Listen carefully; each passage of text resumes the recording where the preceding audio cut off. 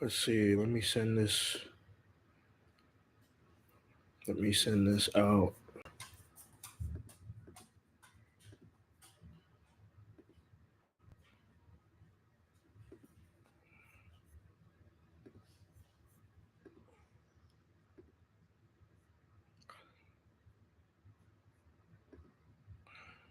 Why does it always default to using?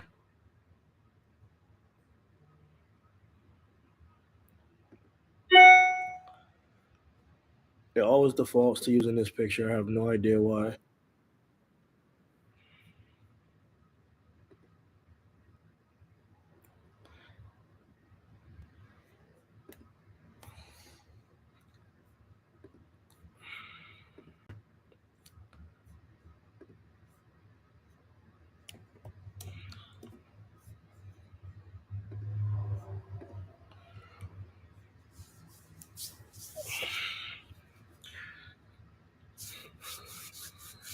What is up? Let me know when y'all tuning in.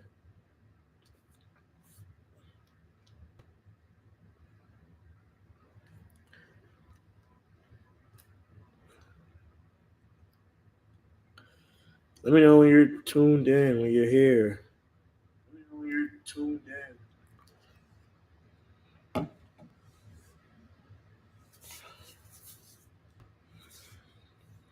What is up? What is up?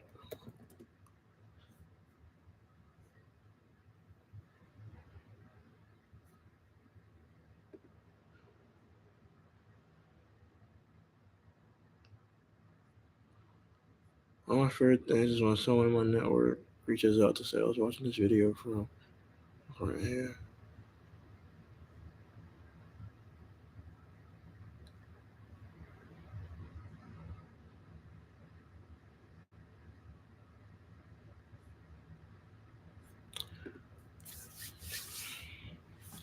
What is up?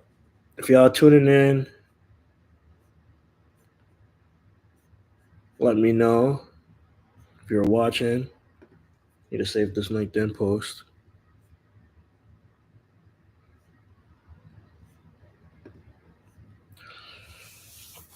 What is up? What is up, guys? What is up?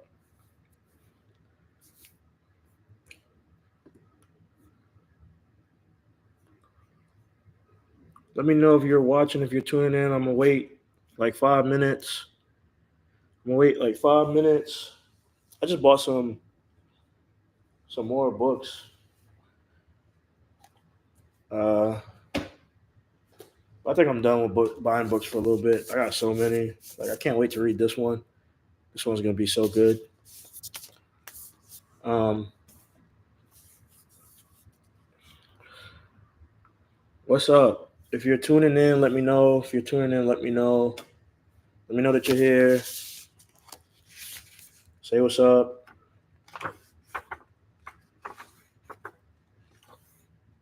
Cause I'm waiting for y'all to like say something before I get into the video. Let me know when you're tuning in from where you're tuning in from.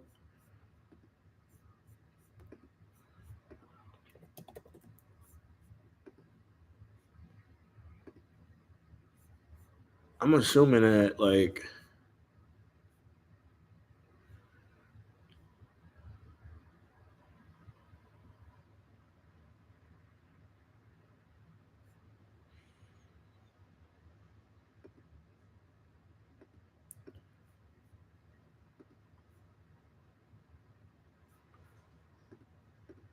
yo. Hold on a second, guys.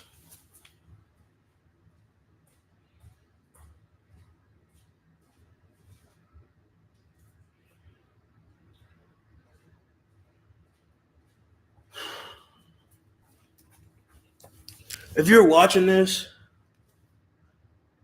yo, what's up, bro? Yo, I seen you been making the videos. Good stuff, man. I seen you got some comments too. I told you, just keep doing it. Did you get anybody joining the Discord yet? Your Discord? What's up, guys?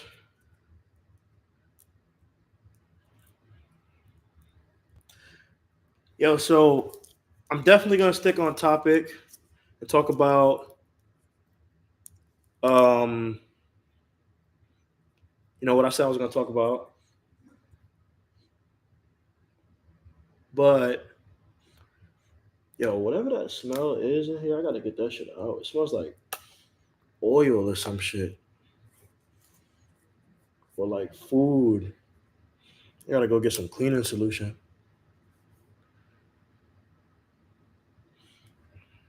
Yeah, bro, keep being patient. Keep uploading. It's gonna work, man. I mean, there's other things that we gotta do, but when you're ready to work again, we'll definitely put that in place. Um, all right, guys. So one thing I do want to talk about before I get into this topic today, since I'm live, and I don't go live that often, I've been trying to get more consistent on YouTube, honestly, because for me, I guess this is like my passion project personally. I like helping you guys to accomplish your results and get the lifestyle that you're looking for. Yo, this book cost me $30, and I was sold on it because um, I was sold on this book because I wanted a nice place to write out my notes for the books that I read, because I read really complicated books, and if I don't write out what I'm reading, I'm not gonna know I'm not gonna remember anything. So that's why I write while I read, so I don't have to read the book again. Um, but before I get into talking about the whole job thing, because I want to wait for more people to trickle in. First and foremost, I want to elaborate on what I had mentioned in the post that I made earlier today, where I was talking about how I'm gonna start posting more, um, self development content. I feel like for me personally, I just do random things that work for me, and I'm not like one of those guys who has like a rigid system that I'm following 24/7 or anything like that. But or not like I kind of do, but I don't have a system that I've written down. I just have a system of things that I do in general. So like I wake up in the morning really early.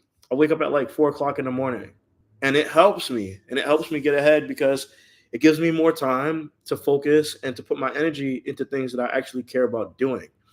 So waking up that early for me is I guess like a productivity hack.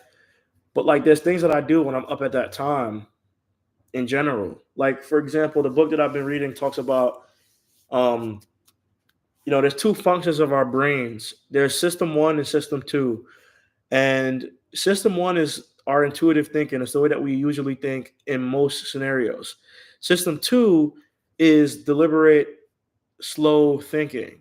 And it's usually used when we're trying to really process something that's a lot more complex or requires us to, think more logically. And system one thinking is more emotional. Therefore, you just kind of just do what feels natural to you, right? And so ultimately we operate out of these two systems all the time for the most part, depending on what we need them for, right?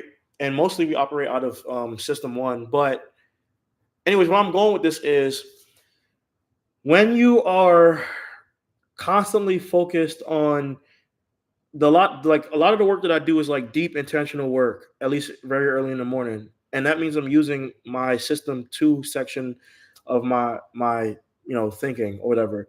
And that requires much more energy than system one, like way more energy than system one. And I'm learning in this book that obviously, this is also why when you go to work and then you get off of work and you go home, you feel like your energy is depleted, because system two actually uses a lot of energy when you're utilizing your cognitive function in order to process certain things. And so you have a higher likelihood of being extremely exhausted, which this is common sense, but like, because you'll feel it. But like the thing is that that's why I tend to wake up early in the morning, because I want to get what I'm doing done first and out of the way before I start doing everything else. Like whatever's most important to me, I need to get that stuff done first. And since I know that I'm going to use a lot of cognitive load, I tend to wake up in the morning to do that stuff that's more important to me so I can save that stuff that's less important for the rest of the day.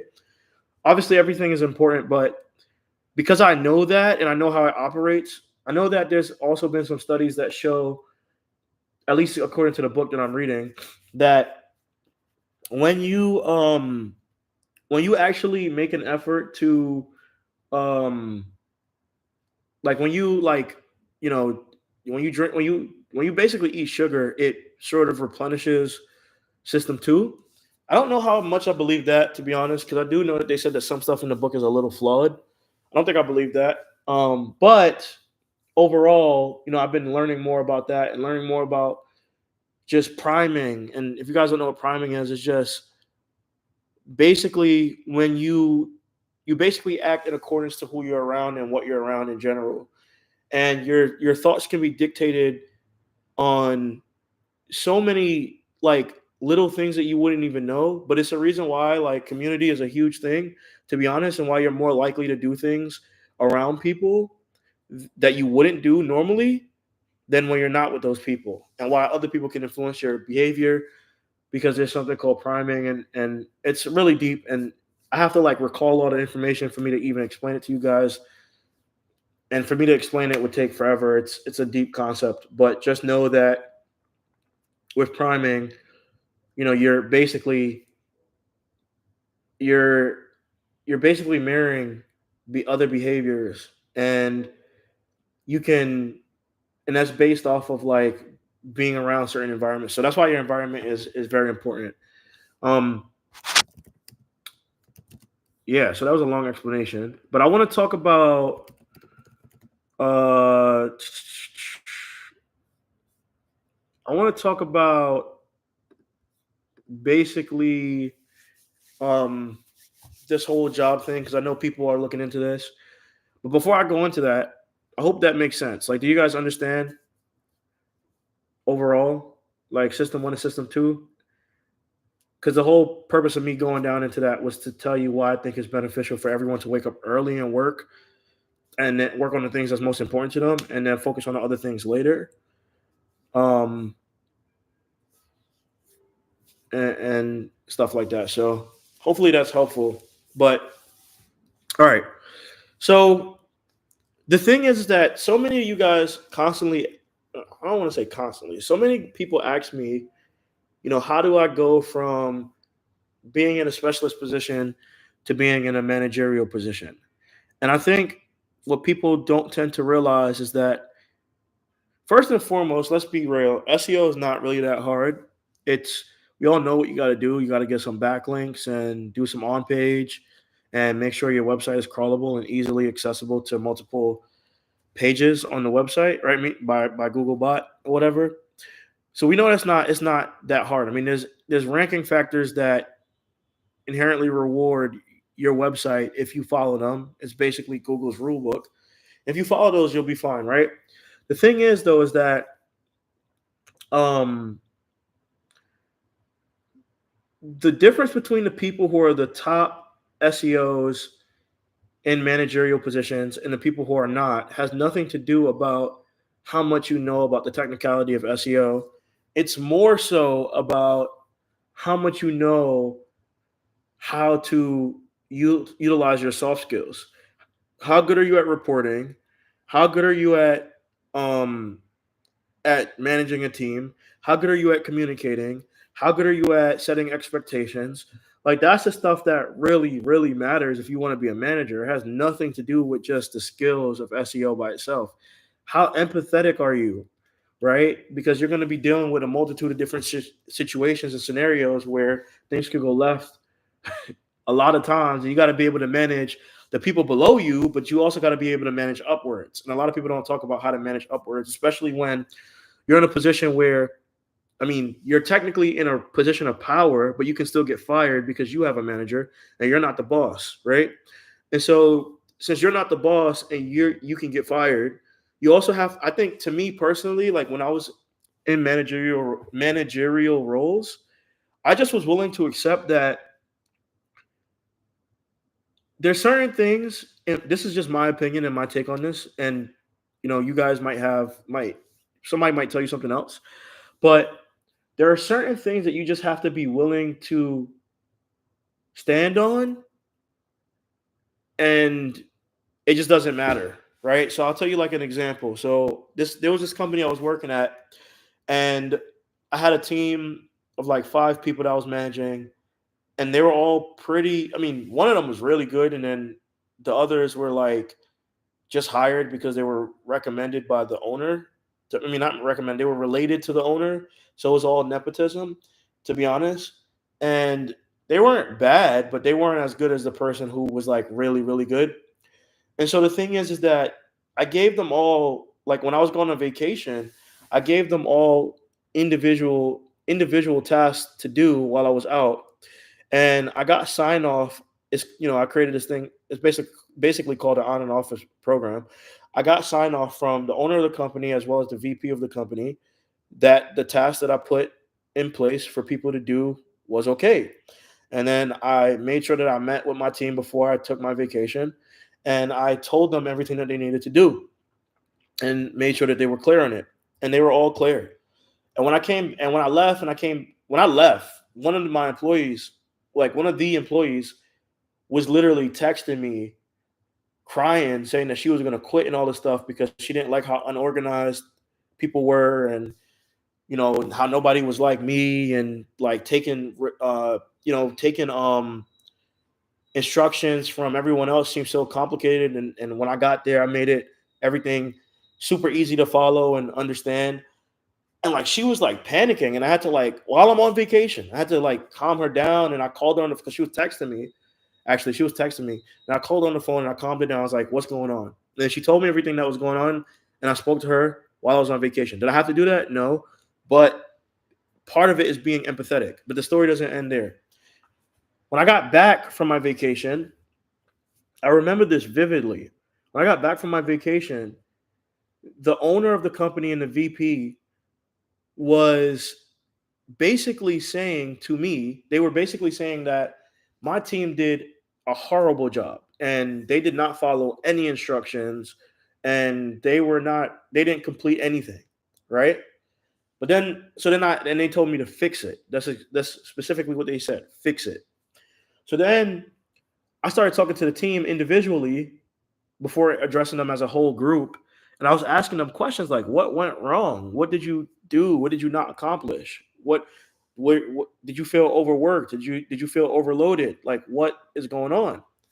And basically what ended up happening was everyone that I spoke to from the team told me, no, I was able to accomplish everything. And they showed me their task, and I went through all of it, and I noticed that everything that they did was good, right? So I was wondering, what was the disconnect? Like, why was the owner of the company saying that they did a bad job, and then they were saying that they did a good job, and then I was looking at their work and it was good to me. So I'm like, what went wrong? And so, like, when I had my my meeting with, because me and the owner and the VP of the company used to meet, I think it was like every Monday, to have like an all hands meeting where we would talk about performance, what people are working on, and I would basically report to them and give them updates. And I told them, I was like, hey, and this is where I'm saying you have to be willing to stand on whatever you say. I said, hey, I spoke to my team, and they all did a great job. Like, they all completed the work. So I'm not understanding what's the disconnect. Why did you guys say that they did a terrible job? Like, what was it that you guys were expecting that they didn't do? I was like, because if you look at the out of office plan that I put together, they all followed it, right? And they were just like, oh, the reason why the job was terrible was because we had new requests coming in from the clients that were asking us to do this, and this, and nobody adjusted, and the owner did everything by herself, and all of this stuff. Because I think the VP was out for a couple of days too. So the owner was like doing everything instead of just talking to the team and telling them, hey, forget about the out of office plan. Let's focus on this, right? And that's why in her head, and from her perspective, everybody did a terrible job. And from their perspective, everybody didn't do a terrible job. They all did a great job. And so I vividly remember this. Like, I remember telling them, I was like, well, was like, hey, I'm gonna make up a name. I'm gonna call her Ashley, but that's not her name. It's like, hey, Ashley, when I went on vacation, we had a discussion, me, you, and the team. This is me talking to the owner in front of the VP. I'll call the VP. I don't know. I'll call the VP. Fuck, what's the name that I could call her? Uh, Jay or some shit, right? So I was talking to the owner. I'm like, hey, Ashley, when I left and I went on vacation, you said that you agreed to this out of office plan, correct? And she was like, yeah. And I was like, okay. Hey, Jay, do you remember this out of office plan that we all agreed upon? And she was like, yeah. I said, okay. I said, everyone completed everything in this out of office plan. So I don't understand what the disconnect is. Why do you think that they did a terrible job when they completed what we all agreed upon? And she was like, then they explained everything to me. And I was like, well, this is what I said flat out. Because number one, I didn't like the fact that they were telling me that my team did a shit job when that wasn't the case. Number two, I just felt like we all spoke about this as adults. Like, you could have just handled this situation better. And number three, I just really didn't give a fuck. So I said, look, you asked me to put together an out of office plan. You asked me to do that because you wanted to know what everybody was working on. I did that. After I did that, we all signed off on it, which means that you have to hold yourself accountable that you didn't follow directions. And from now on, when I go on vacation, if there is something that you feel like needs to be changed in the out of office plan, rather than signing off on it and telling me that it's fine, and also telling everybody else that it's fine, I need you to be more vocal about that. Otherwise, there's nothing for me to fix. So quite frankly, I don't think that the team did a terrible job. I think you didn't follow directions. And when I told her that, mind you, I told the owner of the company this. When I told her that, she got so pissed off. Like, she got so pissed off because she looked at me like, who the fuck does he think he's talking to? Like, how's he going to tell me to follow directions? I think that's how she was looking at it. She was genuinely upset because I said that. And I guess nobody ever told her something like that before. But for me, it was just like, this is what it is. I'm not beating around the bush because you didn't follow directions. And if you want to fire me for telling you that, then fire me. And she didn't fire me. She just stopped talking to me for like 2 weeks. There was a lot of animosity built up. But I didn't care because I was willing to get fired for that. Like, to me, if you want to fire me because of your incompetence, then fire me. Like, I didn't care, right? So I say that to say that when you're manager level, and that I was like director level, but when you're manager level, you have to be able to know how to speak to people above you, because if you are not assertive in your communication and you do not properly articulate yourself, people will try to walk all over you. And at the end of the day, more people will respect you when you just say what it is, as opposed to beating around the bush. And if you want to be in a managerial position, you got to understand how to command respect and how to be assertive in your communication. And the reason why I was able to do this was because I had made that mistake before. And I said to myself, I would never make a mistake like that again. I'm willing to die on that bridge. And there's certain things you just have to be willing to die on. For example, there's been times where I've been doing a whole bunch of work that was not impactful.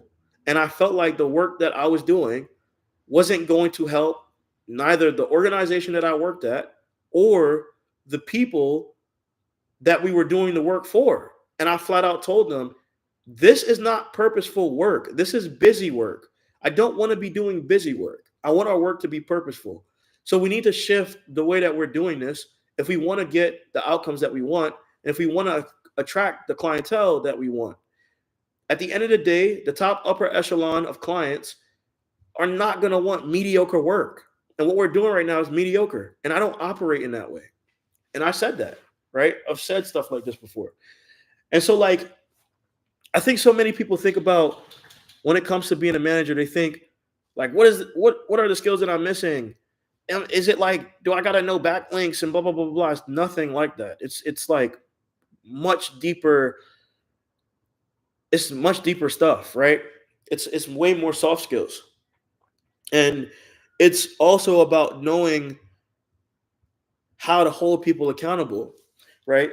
And then reporting is very important because if you can't tell a story with the reports that you're writing, and you can't connect the dots, it doesn't sound strategic and it doesn't sound insightful. And if what you're doing doesn't sound strategic or insightful, no one's going to want to pay you, right? You're going to lose clients for the company that you work for. And so, like, you have to know how to communicate. You have to know how to report. You have to know how to tell stories. Because at the end of the day, stories is what allows people to connect deeper. So think of it like this. I always refer to this story. There was a group of kids that were surveyed or tested in a school. And in this school, all of these kids that were tested, the test basically separated these kids into two categories. There were the special kids, and there were the kids that were just average and normal, right? And so at the end of the test, this is what that test concluded. And the special kids were, because they were, deemed as more special than all of the other kids, they received better treatment. The teachers were more patient with them. The teachers were more lenient, and it was because that they knew that if they could help these kids, that they would be successful, right? And so that's what the test determined. And the thing is that these kids, they went on to do amazing things. They went on to become entrepreneurs and people that were able to succeed, and all this stuff that they became amazing as adults, right? And the thing is that that test was a lie. It was a story that was told, a narrative that was created, a narrative that these groups of kids are more important than these groups of kids, right? And the reason why these people succeeded more was because they were nurtured more based off of the story and the narrative that was created. And that's the power of story. And if you don't know how to tell stories, then people won't pay attention, right? And so that's why, honestly, that's why I'm changing my format of my YouTube channel to not only encompass digital marketing and everything that I've learned in SEO, but also to talk about personal development. Because I can't build a personal connection with you guys if you feel like you don't know who I am. And I'm sure that most of you feel like you don't know who I am unless you're following me on Instagram. If you're following me on Instagram, then you see all the crazy shit that I post. But if you're not, then you probably don't feel like you know me. You feel like I'm just another YouTuber, another face that you're watching. And I want to get you guys to know me a little bit more, to know who you're supporting and who you're watching. So that's the first thing. Stories are very powerful. You have to be able to understand how to tell them. Stories, if you tell a story to someone, if you give someone a fact, their brain will light up like a light bulb. But if you tell someone a story, their brain will light up like the 4th of July. And that's what you want, right? You want people's brains to light up like the 4th of July. It builds resonance with you. It makes you look better. And not only just makes you look better, but narrative is what people believe in at the end of the day. So that's the first thing, right? And this also relates to people who are trying to get remote jobs. I think the problem with people trying to get remote jobs is that they think that they need to focus on becoming the best at SEO. The reality of the situation is, like I already said, SEO is not really that complicated unless you're working on huge websites. Like if you're just doing local SEO, it's not hard. But if you're working on a website like Chase Bank or like Macy's, then it's huge. Then it's hard because there's so much technical elements that you have to know. And that's something that I've been thinking about teaching, but I just don't know if you guys would be interested in that. But there's so much like assessing JavaScript and making sure Googlebot can crawl the web page, and understanding rendering and understanding the different types of rendering solutions like server-side rendering and dynamic rendering, and just like it's just so much in how Google interacts with JavaScript and all this other stuff. And I've thought about teaching that on YouTube, but I don't know if like that's something that you guys want to know, because the reality of the situation is that most people who do SEO will never work on those large websites. I'm fortunate to have been able to get exposure like that to work on a large brand in SEO, right? You have a higher chance of working on large brands in paid search than you have in SEO, right? Because the thing is that most big brands ignore SEO because since they're already a huge brand, Google already favors them in the algorithm. And because Google favors them for the most part, they are able to just like rank and it's fine. And a lot of the times, their brand captures more attention than the keywords that they could go after. So at that point, if your brand is larger than the keywords, then you don't really need to go after the keywords, right? And so that's why most people will never get to work with these companies unless one of their big initiatives is to dial back the spend of paid advertising. So that's the thing. The biggest reason why brands ever work with agencies for the most part is because of the fact that people want to dial back on their advertising and save money in that way and then focus on another way of getting leads because paid advertising gets more expensive every year. The reason why it gets more expensive every year is because there's more and more people building businesses. There's more and more people competing in the advertising industry, and it's working based off of a auction based system. So the more players that enter the auction, the more the stakes will rise, right? So that's the competitive advantage of starting an SEO. The thing is, though, is that the same thing could be said about SEO now. It's no longer as big of a competitive advantage as it used to be. And the reason why it's no longer as big of a competitive advantage as it used to be is literally because of the fact that with SEO, there's tons of people trying to like compete now, right? And so the honestly, the biggest opportunity is is in um is in is in local, because on a local level most local businesses don't even know how to do SEO at all and don't know the impact of SEO, right? So yeah, on the remote side it's just a matter of applying. Like it's not that hard. It's applying, and if you do get a job and and for whatever reason you if you do get a job and for whatever reason you're one of those people who only can get in-house, like you have to go into the office, like office positions, then what you can do honestly is stay there for like a year and then negotiate to work remote, right? Because at the end of the day, I mean, if you've been doing good work for a year and they haven't fired you and you just say, hey, this is my one condition, I just want to work remote. I mean, I don't see why they wouldn't allow you to do that, right? I mean, I've seen people negotiate for that before. So, but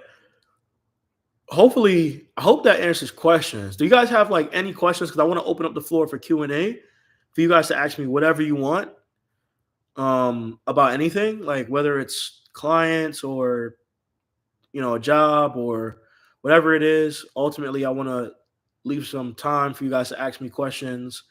And also, I want to then after I let you guys ask me questions, I want to give you um I want to tell you a little bit more about what I'm aiming to kind of do, see what you guys are feeling about that. So, ask questions. Ask away, ask away. Man, I remember when my live streams used to be packed. This is crazy. Like,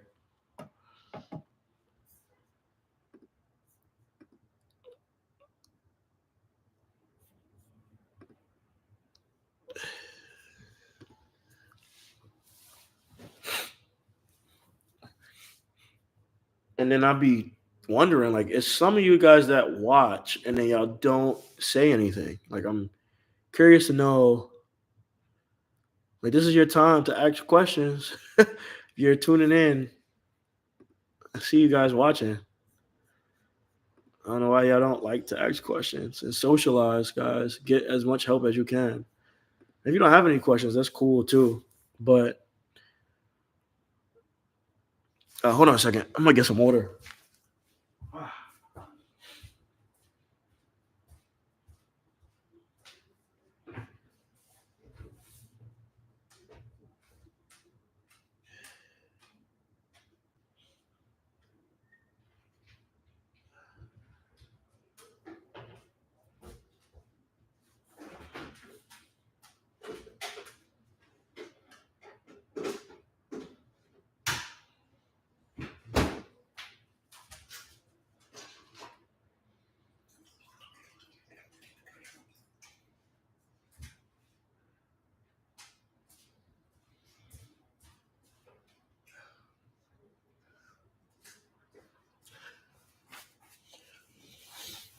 I'm back.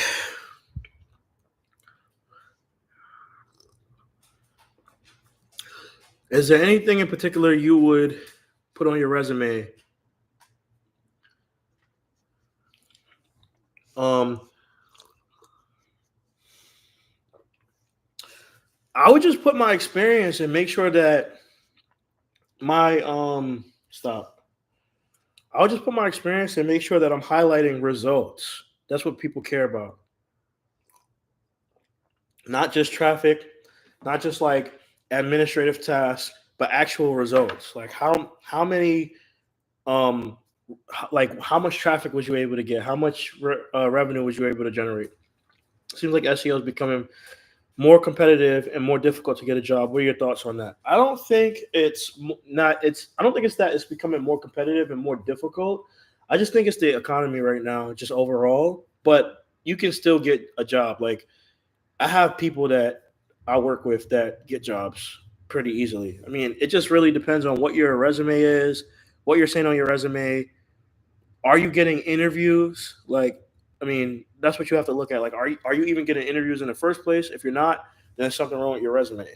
And and then like you have to really assess like what you might be saying in the interview that might be going wrong. But I don't think it's hard because I know a lot of people who are hiring right now. I actually had people. Wait, Cleo, you're in the New Jersey area, right? I actually had somebody who reached out to me the other day about a job on LinkedIn in New Jersey. It's a account. It's like an SEO account manager role. I can hold on. I can like. Do you have? Yeah, you're in New Jersey. It's in New Jersey. Send me your LinkedIn. Send it to me on Discord. I'll send you. I'll send you his information.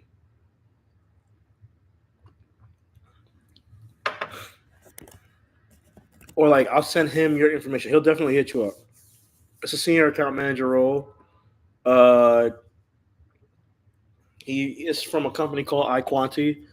I never worked at iQuanti, but I used to manage a lot. Like I used to like QA a lot of their work when I used to work with Chase Bank when I was working at AKDM. And AKDM, by the way, to me is the best agency I've ever worked at. Second best agency is HappyCog, but AKDM HappyCog was the second best agency because of the work autonomy. AKDM had autonomy. Like AKDM had everything. Like AKDM was the best company that I've ever worked at. So if you ever see a job position opening there, go work there. Like you'll learn so much.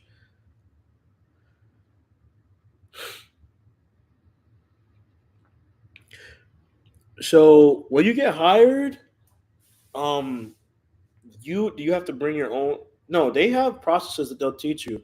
It just depends on your level. Like if you go in after an entry level job, they'll definitely teach you.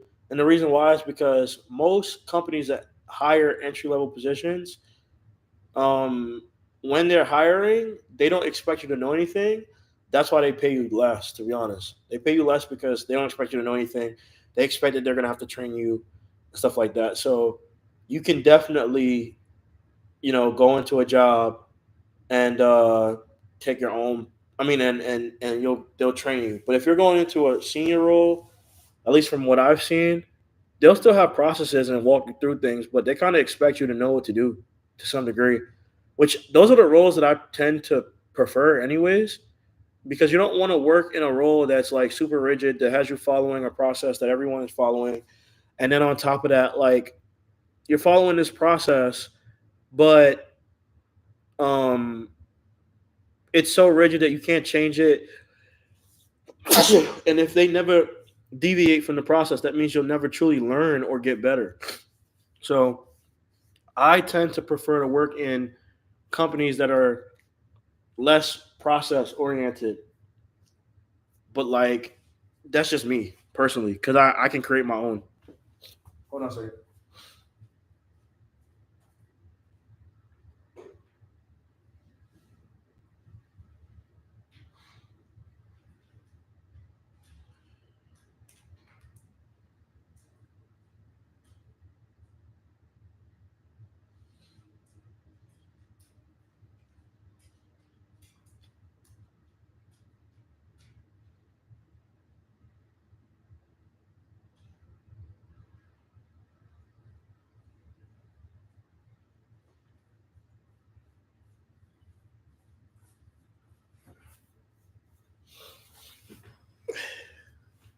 Yeah, that's my opinion on it though.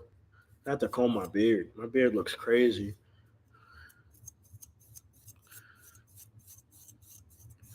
Literally. Like every time my barber cuts my beard low, when you first worked as an analysis, did you have a lot of nah, I didn't have a lot of free time because the first job, well, actually, the very first job that I had, yeah, I had a lot of free time. Actually, the very first job that I had, I used to it was like at a software company, and basically I would go into work, and I used to have a MacBook there that they bought for me, and I would take my MacBook and go into the back room with me and my coworker, and we would go in the back room, and me and her, we would just like, our job was literally like to write content for websites, and the content didn't have to be super long. And then, I mean, it wasn't really our job wasn't really to write. It was like we get articles already made, and then we'd edit them and stuff. Or sometimes we'd write, but it wouldn't be like, it didn't have to be like good writing. Nobody was like judging us, because my first job that I had, I used to do a lot of black hat SEO, which is why I know it's not a good thing to do. And I used to like, buy like backlinks, and also like not buy. I used to buy PBNs and link them back to these fake websites and do all this stuff, do all this stuff that was against Google's guidelines. And I had a lot of free time because the stuff that I was doing was like nobody cared about it. So me and her, we would go in the back, work on like buying 2 domains or so for the day, make sure that the domains were good that we could use as PBNs, get some content made. Roman, come here. Roman, get some content made. And after we got the content made, it was like there was nothing else like that we would do. So we would just watch TV in the back. So yeah, my first job, I had a lot of free time. My second job was a nightmare. My second job, I didn't have no free time. I had 60 clients, 62 clients, and like I was always working all the time. It was like really annoying. No, I don't do any PBNs. I don't believe in black hat SEO. I was only doing that because that was my job, but for my clients, I don't do stuff like that. I care about sustainable growth for my clients. That's what I care about. Like I actually wrote an ebook. I don't know if you saw, but I have an ebook that basically talks about everything that I'm doing right now, how I'm able to get clients, and I think I mean, honestly, it also applies to a job, like to a job. If you learn the stuff in that ebook, you'll stand out and you'll be able to get a lot more money because not a lot of people are thinking like the way I've laid out laid out everything in that book. Like, honestly, I don't think anybody's really doing that. So yeah, I don't do PBNs.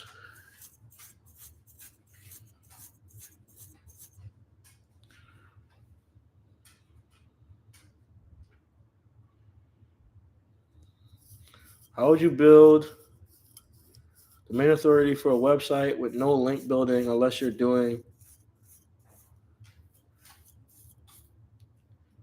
Yeah, the ebook.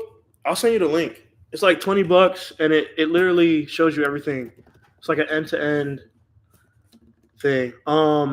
As far as, hold on, let me just send you the link real quick. I think the ebook is going to change how you look at like everything in general, and like how I think about marketing. So like I don't think about marketing in a silo anymore of like just SEO, right? I don't really focus on just SEO. What is my dog doing? I don't really just focus on just SEO. So a lot of the times my clients have a holistic marketing strategy. which means that they're going to get links regardless because they're being promoted in multiple different ways, right? But the thing is that you can't really focus on domain authority. And the reason why I say that is because domain authority is a vanity metric, and it's a metric that is created by these tools, not necessarily by Google. There is a domain authority that exists, but the true domain authority that exists hasn't been released to the public. So we don't really know what domain authority actually measures. The closest thing that we have to it is a leak that came out that's on GitHub. And in order to decipher that leak, you have to take all of that code and put it in ChatGPT and really just like ask it, unless you know how to code. And so I've seen instances where, like for me, I had a client in the fitness space that gets, they have like 6 million subscribers on YouTube, and I built a calculator on their website, like a fitness calculator, and I ranked it in like 2 weeks with no backlinks, like without doing any link building. And for the most part, most of my Taji, what's up, man? Most of my work around clients and stuff like that, I don't do any link building. Like what I'll do is I'll build citations, I'll look at website aggregators, but I just think to myself, what are the things that Google actually wants? Like what are the things that people actually want? And I put people first in front of Google. I don't put what Google wants in front of people. So like one thing you could potentially do is one thing you could potentially do is what you call it is lost my train of thought. Get PR. Like if you do PR, you know what I mean? Like that's also a good way to like get links, right? But you just got to know where to buy where to get PR from. But when you're doing local SEO, if that's what you're focusing on primarily, none of that shit matters. It's all about ranking the Google business profile, right? So I would say citations, I would say PR, I would say internal links, very important. Like internal links are very important because internal links pass authority too, and they build contextual relevance. The topical authority helps you to rank. So internal links, and then like the only form of link building I would do if I were to spend time on it, how I would go about it is I wouldn't go about it from a sense of building links. I would go about it from a sense of strategic partnerships, right? So I would reach out to potential business owners that I would want to reach out to over email, but I would reach out to them on LinkedIn. LinkedIn is like a gold mine. You can meet everyone on LinkedIn, and you have a higher likelihood of people accepting your request because of the fact that you can have like content on your LinkedIn profile. You can have social proof and testimonials. You can have all of this stuff about you on LinkedIn. And I would like build strategic partnerships with those people and try to build a relationship to where I can leverage them whenever any of my clients in that local area needs links. I can go to them. So how do this sounds like very abstract. I'm going to make it concrete for you. If I was a law firm who was operating in Florida, specifically in Miami, then I would try to connect with, as the SEO, if I was trying to get links, I would build relationships with surrounding, like let's say it's a personal injury attorney, maybe I might build a relationship with a hospital. I might build or a nurse that works in the hospital who can potentially get me to talk to their marketing department or whatever, so that I can figure out how we can make a mutual connection to where they're linking back to the website, and that builds authority, right? Because personal injury attorneys have personal injury clients. Personal injury clients obviously go to the hospital. So I would try to build stuff up like that. Or like maybe insurance companies. Well, not insurance companies, because personal injury attorneys fight against insurance. But I would figure out like maybe chiropractors, right? When people get into a car accident and they have their back hurting, they go to a chiropractor because they can't afford to go to a doctor and they're afraid of the bill. I would try to figure out how to build a network of people that are relevant to get me links on my website. Like that's what I would do in their local areas, because the more, from what we know about the leak that just recently came out, the more relevant it is to to your client, from a linking perspective, I mean from a local perspective, and also from like obviously contextual, you have a higher chance of ranking. That's actually better than getting a link from a website that has higher authority, even if it's a good website. It's better to get a link from a more relevant, you know, website local to you, and that applies like across the board. I see a lot less SEO remote jobs now than before. What are you seeing going on now?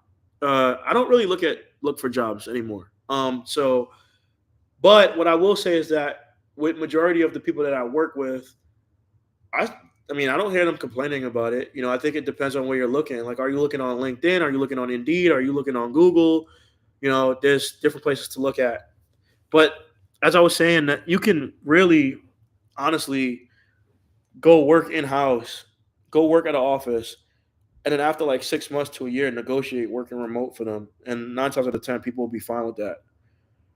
I do think, though, just for what it's worth, that working, if you're going to work at a job, I think personally, working in the office is better, even though some people might not agree with that. I think working in the office is better if you're actually serious about developing your skills. As long as you just don't work too far from where you live, in my opinion. Like if you're 15 minutes away from where you live, then I think it's fine. But yeah, I don't know. Like I still see, based off of what my clients are showing me, like my coaching clients that I work with, majority of them have remote jobs. So I think if you want to get a remote job, you should find people who work in a remote job and network with the people that work in a remote job to see how you can get in a job. There's a whole bunch of people in the group that you're in on Discord that have remote jobs. So I would just network with everyone there. That's the importance of using that group, because there's people there that already have the stuff that you want. So, like for example, Eric Scott. Honestly, both Erics, Eric Gamble and Eric Scott, both of them work remote. Eric Scott works remote at WordPress, and Eric Eric Eric Gamble has a good job too at a software company. So those are two people you can start networking with. Did you send me your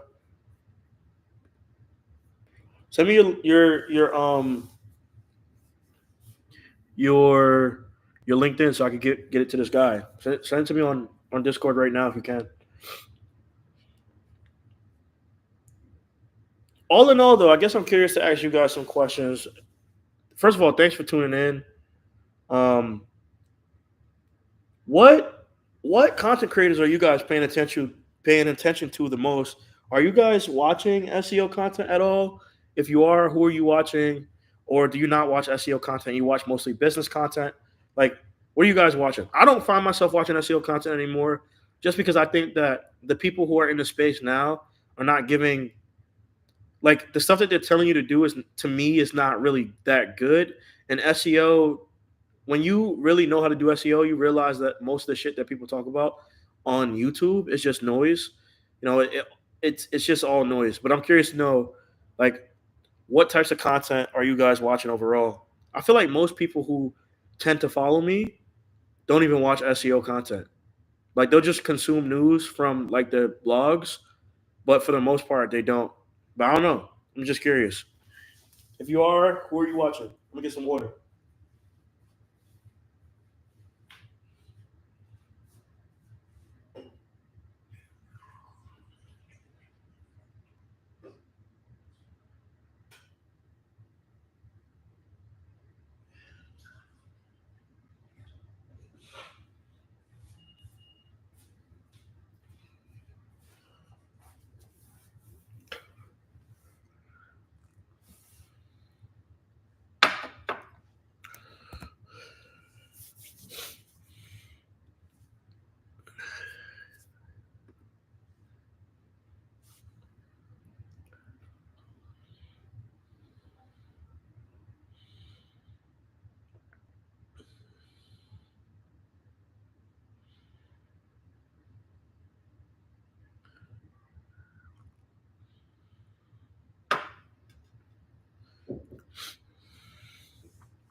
Yo, I will say though, like, not even overselling that book, but once you get that book, for sure, you'll have skills that will allow you to work remote. Like, you won't even have to worry about getting a remote SEO job. Honestly, like, you'll he'll be able to get a job doing anything if you just understand that stuff that I'm teaching in that book. It's invaluable, in my opinion. I think it's the best thing that I've ever done ever since making my course 5 years ago. Only difference is that my course actually has like a whole bunch of people who have taken it and have crazy success stories. Like next week, I'm interviewing one of the students that took my course, um, who he was already in marketing. He was a paid marketing manager, um, and he wanted to up his skill to understand SEO because he was dealing with an agency partner that he didn't know if they were lying to him or not. And like now he's like a master at SEO and everything. Like we're gonna talk about his whole story and so much shit. Like it's crazy. Dude has killed it, made a whole bunch of money. I will say that most people that take my course, like over 80% of people that take my course get like a $70,000 plus a year remote job in like 90 days. The shit is actually insane. Like if they when they follow everything and they go to these interviews, people are so surprised that they're so much they're levels above everyone else and they just get hired. Like it just always happens all the time.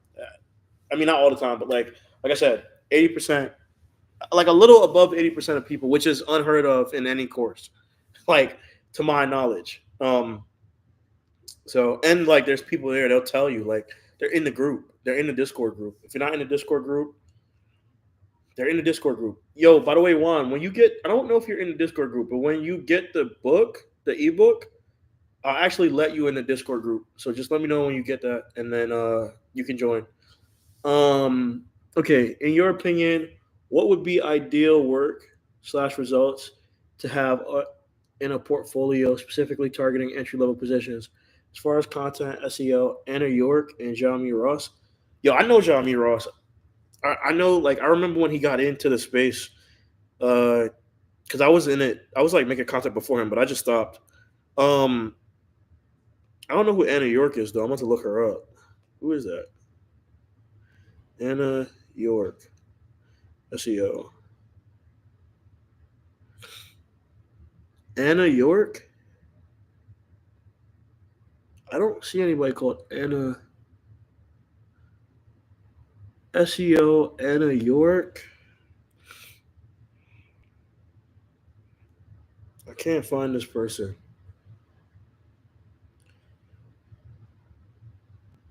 I don't know who that is. I'd like to know who that is though. Jami Ross. I think he's cool. I think his content is cool. I think he's also just uh he makes a lot of like trendy SEO content, stuff that I could never see myself making. So I salute him for that because I don't want to see the thing about me is I'm not going to teach you anything to me that's bullshit, right? Like all of that hype stuff, I'm not here for that. Like I'm here to show you how to actually generate results with a predictable, proven system that works, right? That I've been able to generate, millions and millions of dollars for my clients from. I actually have a crazy case study where this client paid me $40,000, maybe a little over 40,000, and they made like 1.2 million back, which is crazy, right? So, okay, so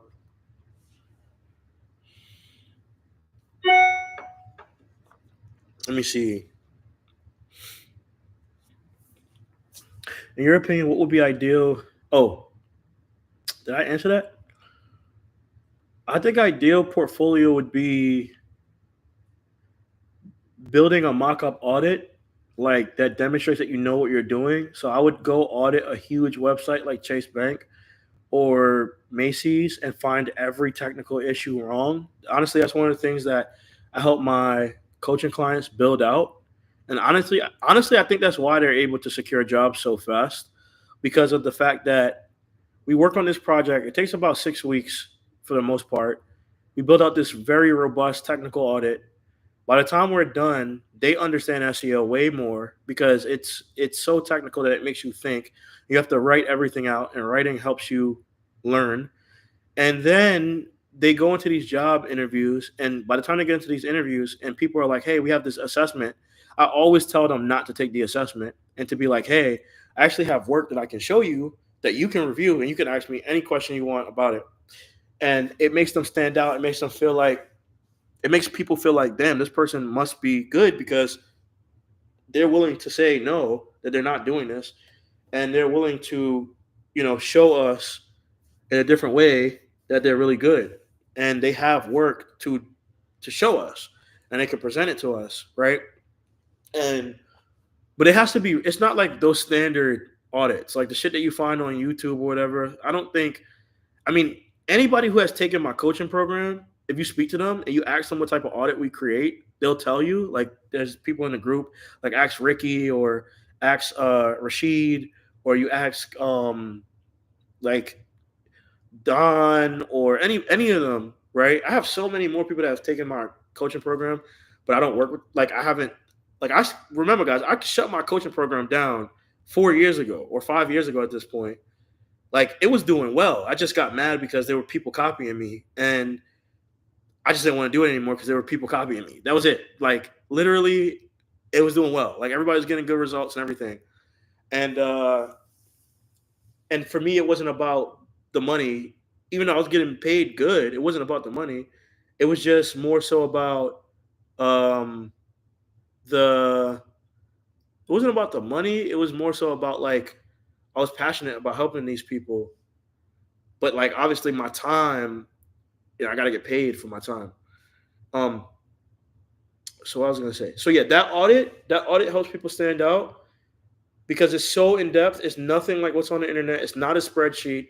It's a white paper audit, and it's one of those audits. I mean, this audit could be like 50, 60, 70 pages long of just straight work. Like, anybody who sees that, is the moment they see that, they're not even going to know.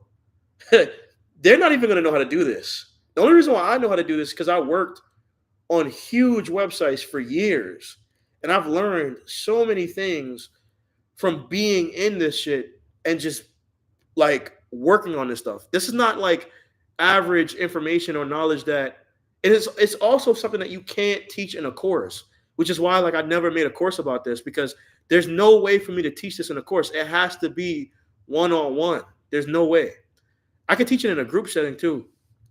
In the group, if you get the $200 a month gold program, yes, I like in the $200 a month gold program. There's the book costs $20. It's a one-off fee, and anybody who gets the book, they can join the group for 90 days. And if they like it, I mean, honestly, but if you get the book, I'll just let you join. And the thing is that you could join, and then the $50 plan is if you want templates, all my templates and stuff like that. So I can put an audit template in the $50 program, and you can just get the template and then try to do it yourself. I don't recommend that because the amount of stuff that's in the audit is so much. It's going to take you so much time to read, and it's really, really in depth. And then for the $200 a month program, yes, I will be teaching that. For the $200 a month program, there's going to be so much stuff that people don't even know that's coming up. I'm going to interview, like, agency owners. I'm going to interview past clients that I've worked with so y'all can see what clients are looking for. I'm going to literally create the best guide to getting a job ever. Like, that's not on the internet, and it's not going to be on my YouTube channel. It's going to be in my group, right? I'm good because people are paying, and, like, they're premium subscribers. I'm going to talk about everything. I'm going to have HR. I'm going to not hire. I'm going to interview HR managers. I'm going to interview agency owners. I'm going to interview like managers of what they're looking for. I'm going to have my own thing in there. Like, I'm going to have so much about the job, about being a strategist, about being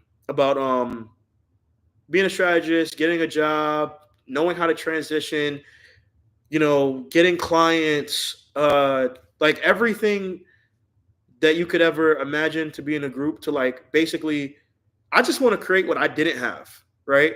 Even all the shit about mindset, the books that I'm reading, I'm gonna do book reviews. So if you don't like to read, you don't have to read it. I'm gonna do book breakdowns, like literally. I'm gonna do book breakdowns of books that I think that you need to understand that I didn't know about that I read now. Like one of the things that I study now a lot is behavioral economics. And yeah, I've seen Seth. So with Seth, I actually took Seth's course. That's how I got into digital marketing. I took it years ago, like 10 years ago. But the thing is that me personally, I've taken his course, and I can say as somebody who has taken his course that his course is not really good for SEO, in my opinion, right? His course is really good if you want to learn paid search, but it's not good for SEO. It's not really that in depth. And it doesn't go, it's because like nobody that, no offense to Seth, because like Seth is cool, but I'm just being honest. His course doesn't go in depth. It like nobody in his that's coaching. So nobody that's coaching in his program knows how to do SEO to the level that I know. And the one coach that he does have that was coaching in his program that I don't think she coaches in that program anymore, she learned from me. So, and she doesn't really know as much as me. So, like, not to like, I'm not trying to big myself up because there's certainly people in the SEO space that know way more than me that don't even offer this, like Michael King, for example. But I think if you want to take Seth's course, it's great if you want to be a PPC specialist. And I think it's really good if you don't want to understand like strategy because he's not teaching business. He's just teaching the skills. With me, you're gonna understand strategy, which is what I didn't learn, right? Oh, you met that guy, Mike King? Yeah, Mike King is cool. That's my guy. With me, I'm teaching strategy. I'm doing behavioral economics.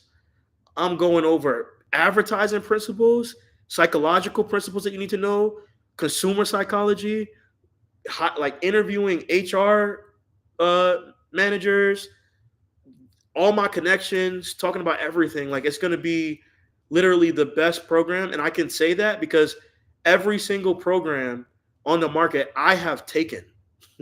Like I've invested so much money into my education that is crazy. I've taken all of the programs. I've taken every single course that you can think of. And I've hired coaches. I've spent $10,000 on a coach before, like up front, no payment plan.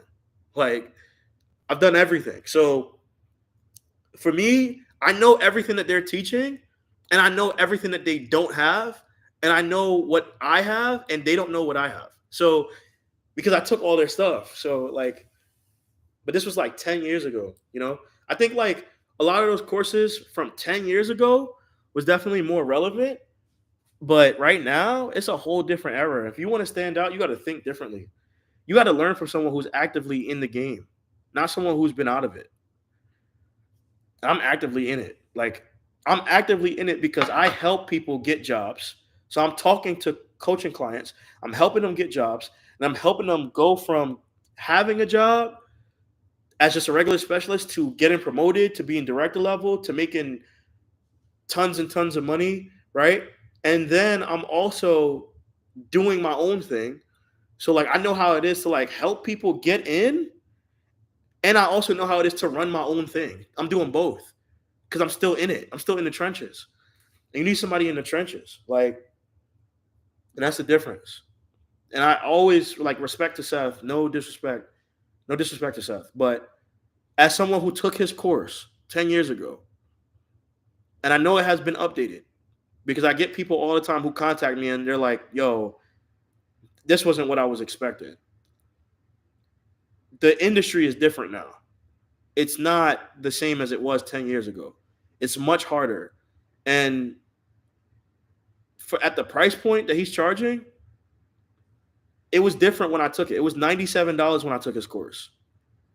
Now it's like $800 or $900.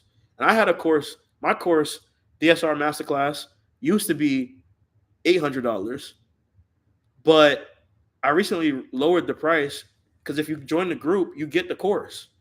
Like you get the course now.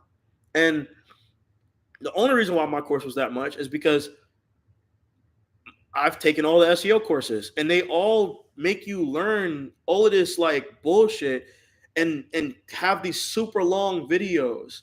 It's not like I'm shitting on everyone, because let me take that back. I don't want to make it seem like I'm shitting on people. But I will say that a lot of these courses make you learn all this stuff that they just overcomplicate. I take the most advanced principles in SEO and I just make them as simple as possible so you can understand. And I give you exercises so you can actually do it, because you're never going to learn SEO from just theory. Like you have to actually do it in order to learn. And I think that's the difference between what I have and what a lot of these people have. Now, if I had to pick like courses that I think are actually good, like the best courses, so, and that's the thing, like you get a course, but you don't get a community. But if I had to pick, I'd say anything on cxl.com. CXL has like world-class training, right? Amazing, amazing company. And by the way, CXL is, I believe, the largest training company for digital marketers, like the most advanced marketing company platform or whatever that people go to learn marketing because of how advanced it is. And I can say this now because like time has gone by. I help them with their SEO. So like if they're creating stuff, and I have connections there. So if they're creating stuff to that level of depth, then and they came to me and they recommend me clients from their programs. Like people will go to CXL and be like, "Hey, I need an SEO guy. Like who would you recommend?" And they'll recommend me. That's how I started working with convert.com through CXL.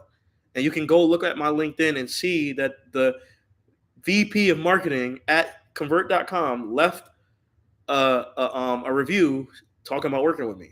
This is all facts. Like independently, I didn't do that in a job. Like convert.com was my client independently because of CXL, the largest place where the top marketers go. So if that doesn't speak volumes, I don't know what will. So I say that. I say there's another person who's really, really good. This is not SEO, but I think like she is so good when it comes to marketing. Dara Denny. Dara Denny has one of the most. Me and Cynthia, if you guys don't know, I had a co-host for a podcast that I had named Cynthia. We interviewed Dara Denny on our YouTube channel, on our old YouTube channel that we had called the Digital Marketing Happy Hour, where it was a podcast. We interviewed her when she had like maybe 7,000 subscribers. Now she's at 80,000. She partners with Meta Ads. She has like all of this content. She is so good at marketing. She is so good at marketing. Like she talks about Facebook ads, but it's not really about Facebook ads. It's about the psychological aspect of marketing. And she is one of the best, probably the best channel to me in marketing on that subject. I mean, she's so good that she inspired me to want to make more videos about the psychological aspect of marketing. It's just really, really hard to do that with SEO. And it's hard for me to do that with Facebook ads because I don't do Facebook ads. But I write a lot of copy and I'm aware of this stuff. Like most SEOs are not aware of this stuff because they don't know anything about that. They just know about algorithms. But it's really, really good YouTube channel. I would recommend her course. Now her course is expensive. It costs $1,500, but I would say it's worth every penny. I would highly recommend her. I think she's like the most fundamental marketer on YouTube that I've seen, at least with making content. I've been trying to figure out how I would teach you guys that. And I think if I was to teach that way, I would have to talk more about copywriting. And I think it would actually be like me breaking down sales scripts and why they're good and why they work and webinars and funnels and stuff like that. Because I don't really think that there's a way to teach that with SEO, because SEO is too algorithmic based. Like even if you have the best, highest quality written content, highest quality isn't necessarily 100% indicative of highest quality when Google ranks it, because at the end of the day, Google, you're writing for an algorithm. So yeah, that's my thoughts on uh yo Juan. How did you find my channel? What were you? Oh, you said you were looking up for like how to get a remote job. I sometimes I'd be curious of if people are more interested in trying to get a remote job or if they're trying to get clients, because I'll do surveys on my channel to ask people what they want to learn, and then they'll say I want to learn how to get clients. And then when I look at my analytics, it's like I'll make a long ass video showing how to get clients, and the analytics will be like, oh, on average, your watch time was like 2 minutes and 31 seconds. And there were some people that stayed for like 5 minutes on a 11 to 20-minute video. And I'm like, why am I wasting my time with this? Versus when I make content about how to get a job, I'm seeing people watch the whole, like, for the majority of the video. So I'd be low-key, like, curious, like, should I make videos about getting clients? Like, I have a whole video that talks about, like, I got most of my clients from LinkedIn. Honestly, I got all of my clients from LinkedIn, aside from the ones that were referred to me. Like, LinkedIn is the best place to get clients, but it's not just like doing cold DMs and stuff like that. Like, you actually have to know what you're doing on LinkedIn. So my whole idea was to kind of like turn my channel more into self-development, because like I want people that's serious about this, man. Like I want people to follow my channel that's serious about becoming a better version of themselves. And I look at these skills as tools to become better versions of yourself, honestly.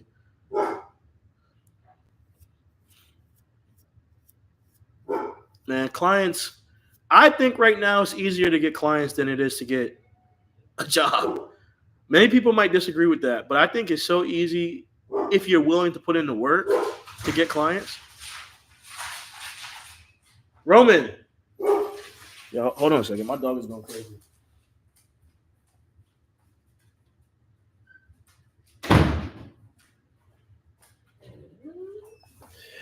All right. Stop doing that. Stop doing that, bro.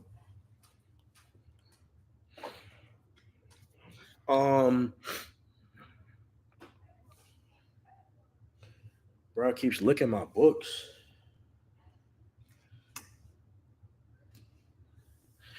Okay, so, but I feel like, wait, let me scroll up.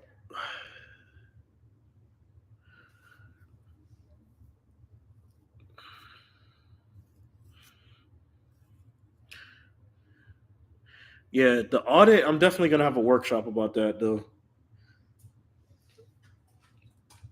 I think that's why people get hired when they work with me, if I'm being honest. I don't say it, but I think that's why. I have one paid client right now. Oh, how do you pitch SEO to local clients when SEO takes time and then compare to Facebook ads instantly? So the thing is that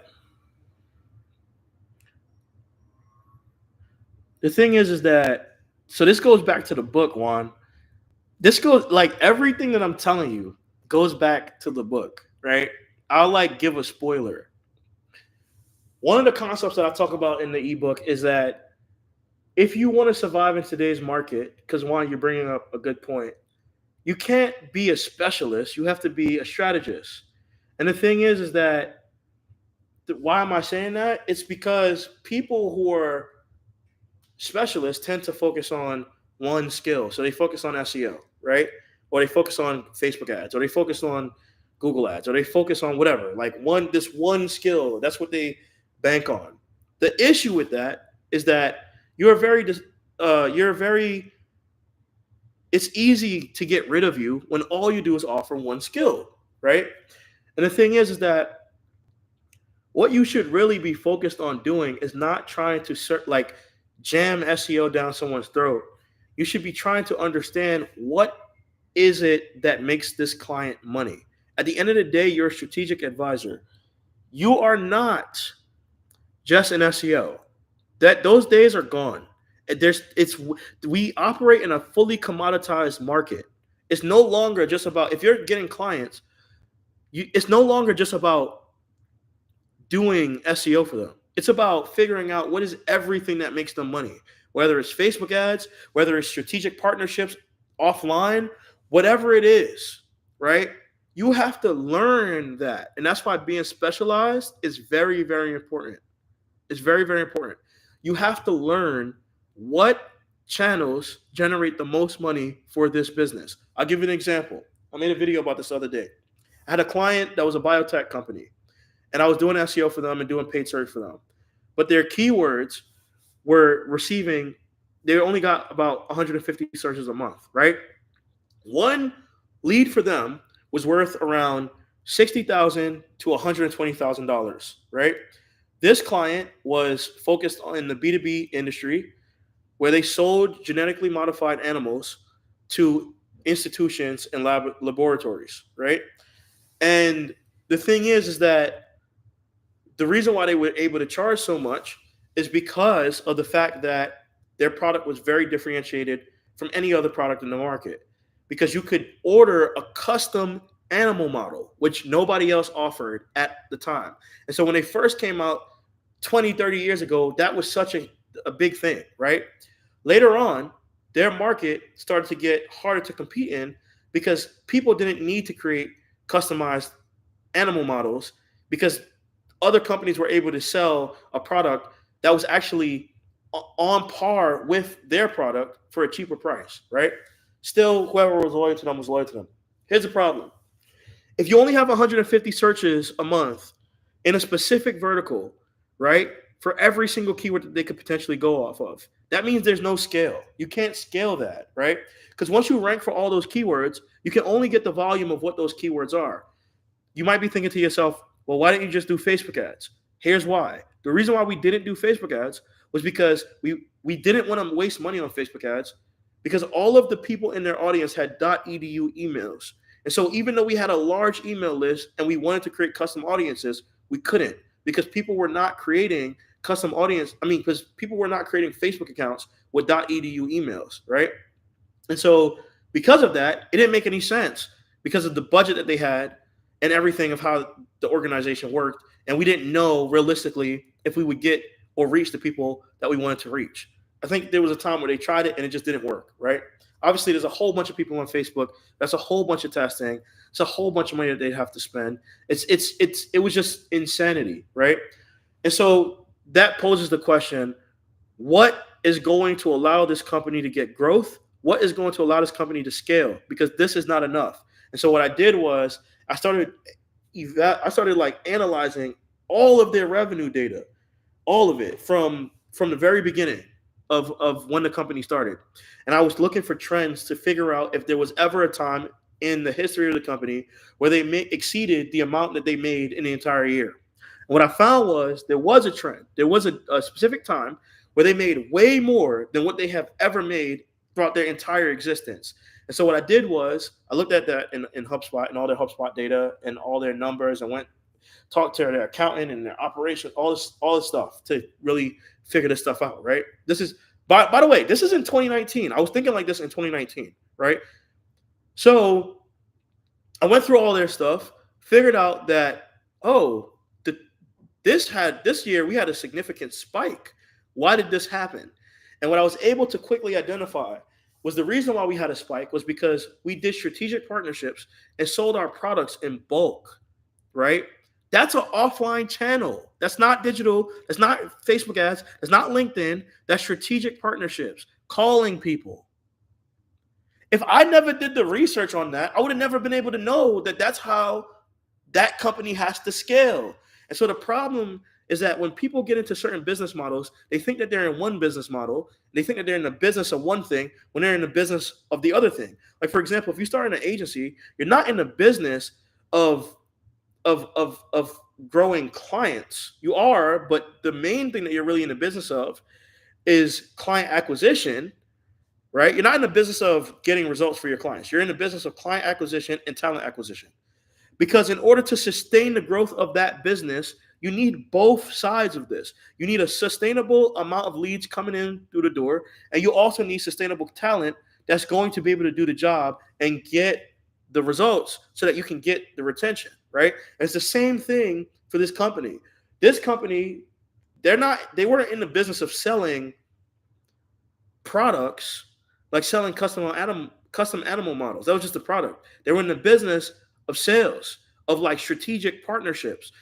And so like that's a whole different skill set. That's like, let me find all of these people that are potentially my ideal customer on LinkedIn. It's fucking hard to find them because they work for government institutions and won't post their information online. So how do we even find these people?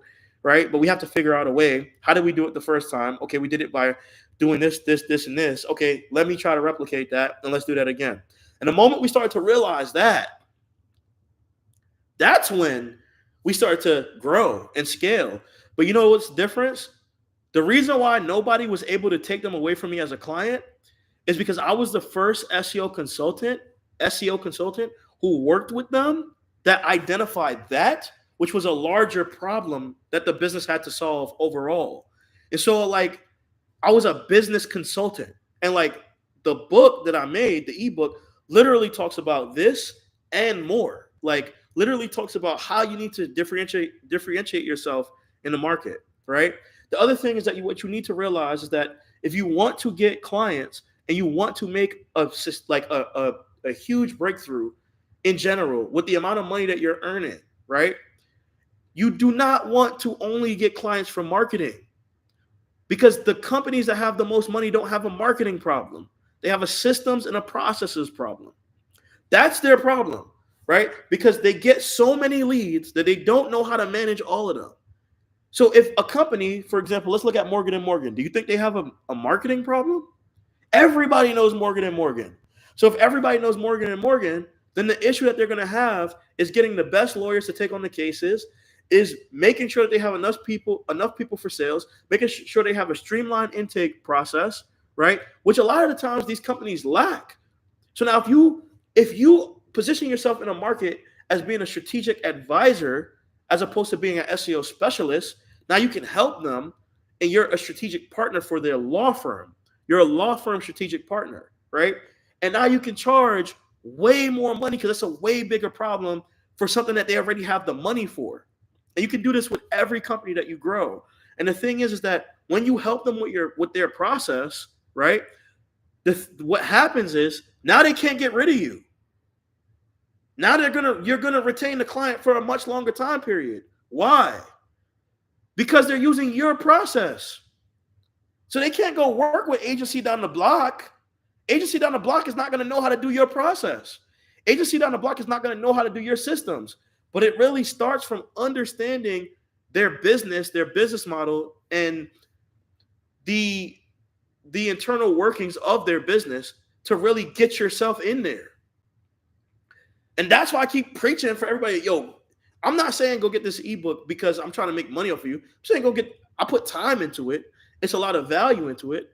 And I'm telling people to go get it because everybody in SEO is thinking about this shit all wrong. Like everybody right now, all these guys that you see saying that they're making $100K a month, they're fucking lying. They're lying. There's no public record proof that they're doing that. I know all of this shit and I ain't even making $100K a month. Right? And I've worked with people who made $100K a month. And I know people who make $100K a month. And I've sat in the rooms with all the millionaires. And I've been the person that has helped these millionaires. I'm the guy behind the scenes. And I'm cool with that. So that's what I'm saying. Like, I'm seeing this stuff and I'm seeing the wild claims that these people make online. And they're all fucking lying. And they're all like just throwing out these big numbers. This is how I made $100K a month. You think it's easy to make $100K a month? That shit is hard. This shit's not easy. Especially if you don't know this. Like, you're playing catch up to people who have been doing this for years. And honestly, that's when I started to realize the power of reading, even for myself, because I buy a whole bunch of books. Why do I buy a whole bunch of books? I buy a whole bunch of books because I've started to realize that, first of all of these people on the internet are just taking their information from books, right?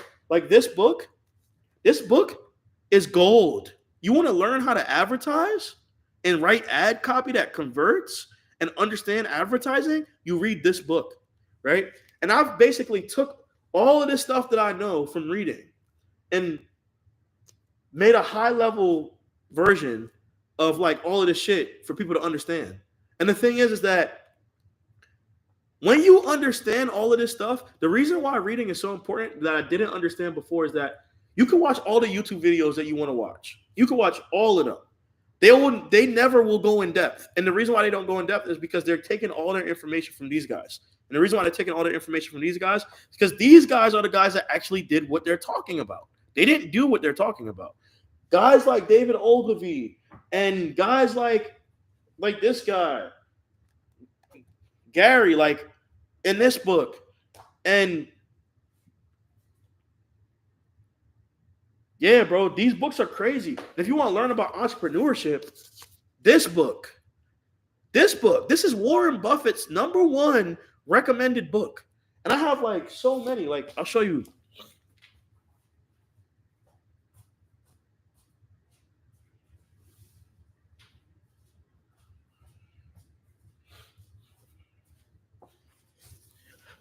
This, right? Like Blue Ocean Strategy, right? And this. And this. Like all of these, you want to learn how to dominate in business, you read books. Read books. And I've read a lot of these books, and even these books. The reason why it helped me so much is because now I have all the knowledge that these people had that they wrote, plus what I know, which is stuff that they don't know because they're not in this time.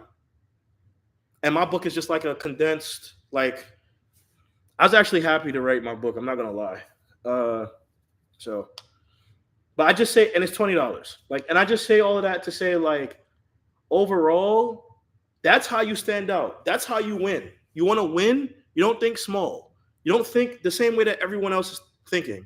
The reason why there's winners in marketing, the people who tend to win the most are the people who understand how to differentiate themselves in some way, shape, or form. And if you don't know how to do that, if you don't know how to do that in any capacity, you will lose. Because usually when a strategy, when a tactic is saturated, it doesn't work anymore. And that's not strategy. It's not a strategy. If you want to learn what strategy is, buy a book called Good Strategy, Bad Strategy. And buy a book called This is Strategy by Seth Godin. Right? Like, and that's why I want to talk about, all this other stuff that I know. That's why I want to talk about, but it's just hard because I don't even know how to. SEO is so outside. Like, people in SEO are so delusional. Like, for real. Like, I'm not even joking. People in SEO and Google Ads, to be honest, because Google Ads is not traditional. Like, SEO and Google Ads are intent-based channels, which means that, yes, you still need to be good at copy. You still need to be good at understanding people, but not to the level of degree that you need to be good at doing it if you're doing something like, like Facebook ads or something like that. Like, that takes a lot of psychological thought, right? And so, like, because of that, a lot of people in Google Ads are unpracticed, and a lot of people in SEO are unpracticed because they don't know this stuff, because this is not how, modern everyday marketing, for the most part, is working. And they don't go read the books from the OG marketers, right? And so, like, because they're at a huge disadvantage. And that's why everybody's doing the same thing. I mean, like, the system thing that I told you about, that's just me. Like, that's just me knowing that, right? That's not like, oh, I read that in a book or whatever. That's just like years and years of experience of me working with multiple different types of businesses, from being in the agency space and then also being in, like, doing my own thing and just like being in so many different verticals and niches and understanding the pain points and the desires of each business owner and what they want and the missions of each company. And then being able to recognize that, like, when somebody needs marketing, that can only go but so far. And the only thing that you're going to do is a race to the bottom. And the only way you stand out is if you are like niche down and you understand their service, their industry more than anybody else. And when you understand the industry more than anybody else, then it's easier to retain them. Because if somebody says, "Hey, I'm going to charge you cheaper to do the same thing," it's like, well, they don't understand the industry. They're going to do a whole bunch of stuff that's not relevant to you. But now you take it a layer deeper and you understand the industry to the point that you position yourself as a freelancer for this type of client, a strategic advisor for this type of client. You're helping them with all of their business problems. You're indispensable. It's not even a debate. It's not even close. It's not even close. With remote jobs, I've seen people get 2, even 3 SEO jobs, aka how they do it. But hey, yeah, I mean, dang. So, do you guys want the self, like, I mean, I think I'm still going to create self-development, but like, I think the idea of it is to go in a direction of, I don't know, like, I want to be a little bit different. I think there's but so much I can teach in SEO. You know what I'm saying? Like, there's but so much I can teach. Like, I'm not going to make new videos about getting backlinks. I don't even do that. Like, I don't think like that. I don't do the stuff that the regular SEOs do. I do the stuff that I think is going to last over the long term. And like, I'm not going to keep teaching how to do on-page SEO. If you want to learn how to do on-page SEO really good, just get Surfer SEO. That's all you need. And then, like, there's but so many ways SEO changes. If you understand the fundamentals, it's cool. The only thing that that is really complex is like technical SEO for like e-com websites and stuff like that. That gets really, really, really, really complex. And I teach that, but I also don't see the point in teaching like the complex stuff, because the complex stuff isn't what makes the money. It's just a headache. Like, it makes the money in a job, but like, that's not what makes you valuable. Because the moment that gets taken away, then you're fucked. At least that's how I look at it.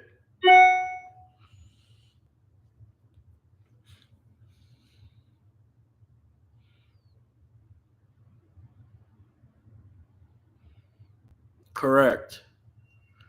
You should not really, it's not even all aspects of marketing. You should understand all aspects of the industry and the vertical and the business that you're going after. You should understand business. Like, in my opinion, you need to understand business. Like, if you want to stand out, you got to understand business. Like, the best marketers are business consultants first. And marketing is like the thing that they just do because they like, that's just what their skill is, but they understand business. And I even thought about trying to teach business on this channel, but it's too hard because you have, in order to really understand business, you can't understand business, at least in my opinion, broadly. You have to understand the business that you're in. Like, you can understand business in a general aspect, but that's not enough. Like, you need to really understand your industry and your niche, or whatever niche that you're serving, in my opinion. It's like, you need to like read like real business books. You need to like, if there's a specific industry that you like, go figure out who are the top players in that industry and read all of the books and everything about what they're doing and how they did it. And like, go look at their like everything about that company, like everything. So like, for example, if you're getting into the law space, go look at Morgan and Morgan and try to find anything about Morgan and Morgan. If there's books about Morgan and Morgan, how they grew like Morgan and Morgan. Look at interviews with the founder of Morgan and Morgan. Like understand every single thing. Like in my opinion, that's what you need. And I feel like that is so hard to teach. And that's why I also like Dara Denny, because Dara Denny understands business, and it's clear that she understands business. You can tell. And she only focuses on like the ecom industry. And the ecom industry is very like that's huge. Just a broad, you know what I'm saying? Like a broad term. But a lot of the concepts still apply because like you still have the same, metrics that you're looking at and stuff like that versus in B2B or in like lead gen, it's way different. Like things are way different. And I primarily focus on lead gen. I've done a lot of e-commerce, but I prefer lead gen personally.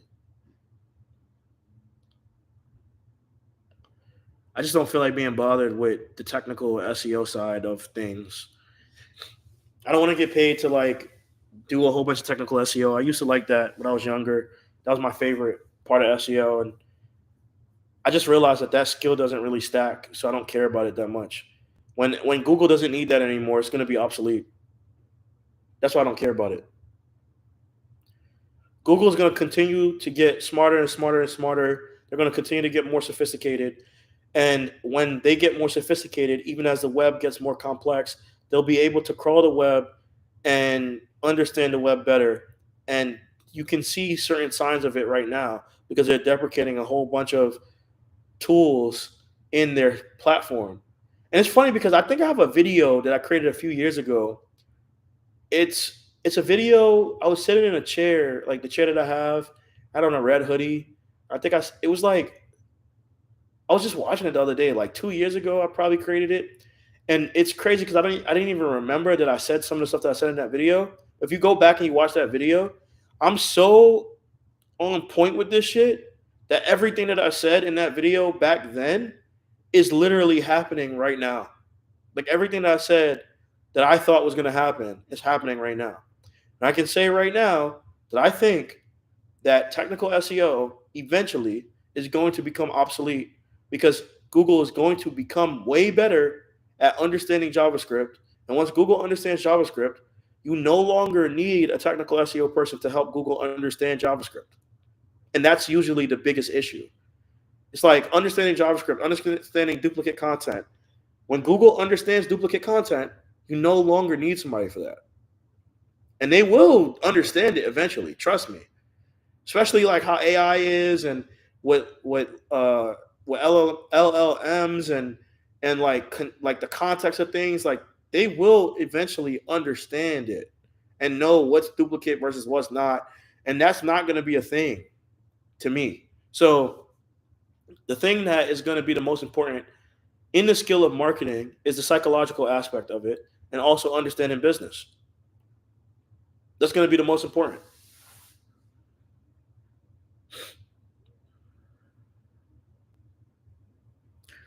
And that's the same thing. It's not just SEO, it's like Google Ads too. Because too many people in Google Ads focus on bidding strategies. And the people who are just focused on bidding strategies that don't understand the psychological stuff, what the fuck are they gonna do when Google automates that shit?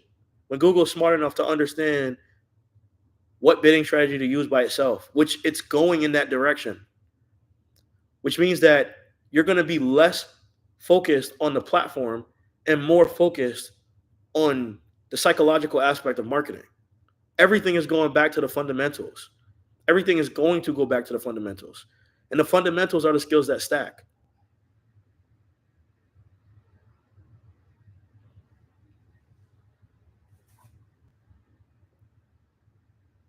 That's why I made that video called um what is it? Compounding skills versus fuck is the other word? It starts with an E. Extrapolated skills. Technical SEO, extrapolated skill. There's no best practice. It changes.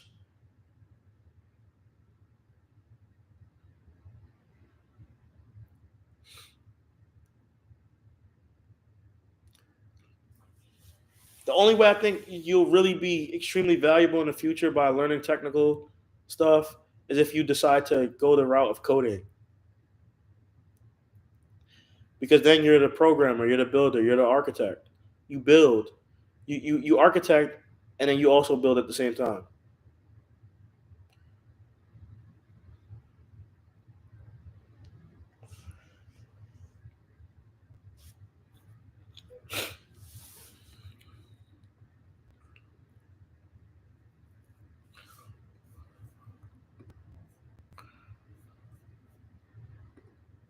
But like all of this stuff that I'm talking about,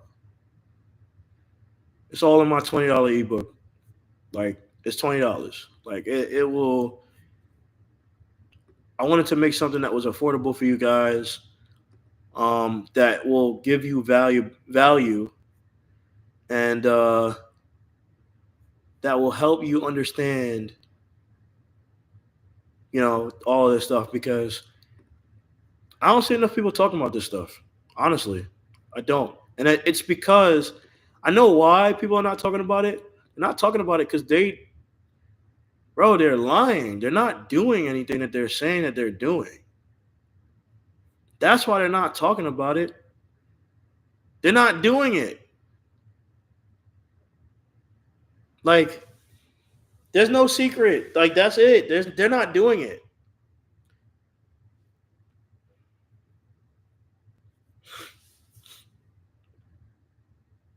You know how easy it would be for me to just come on here and be like, this is how I make 50K a month and like take a screenshot?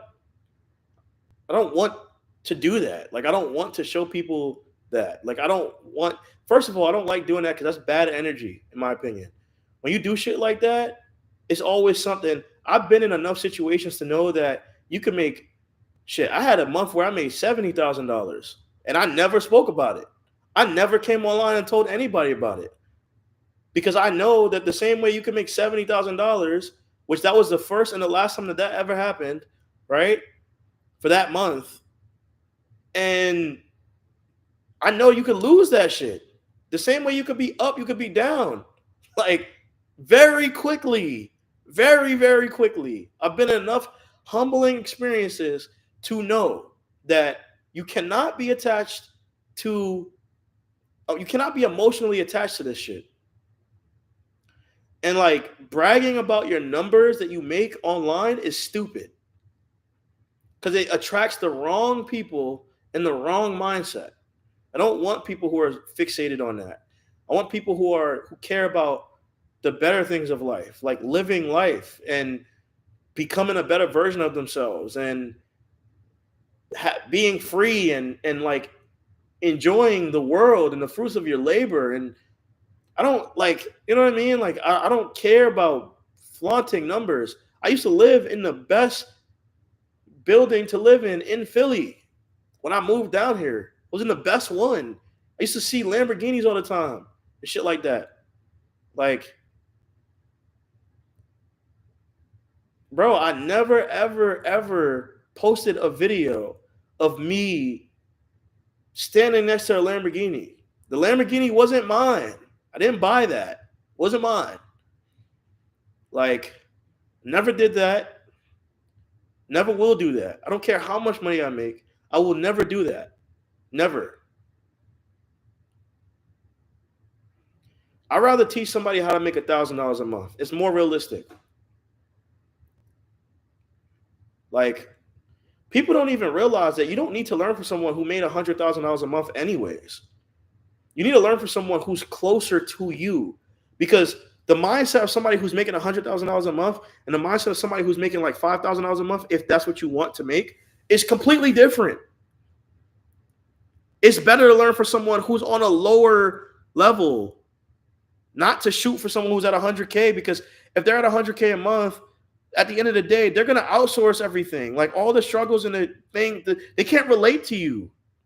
You want to learn from people who are literally where you want to be at.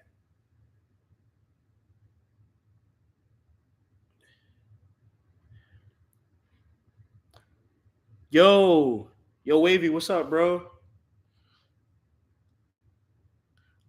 Yeah, man, I'm still out here, man. I'm still out here trying to teach people, man. I'm still out here, man. I've been trying to tell them. I've been in the game for a minute. Yo, it's it's 10 years now, bro. Like, it's 10 years, man. I've learned so much. I've learned so much. I've been in this for so long now. It's actually insane. It's insane, man. That's crazy though, because I think I have that meetup recorded. I think it's on my YouTube channel where like we met up with Seth and everything.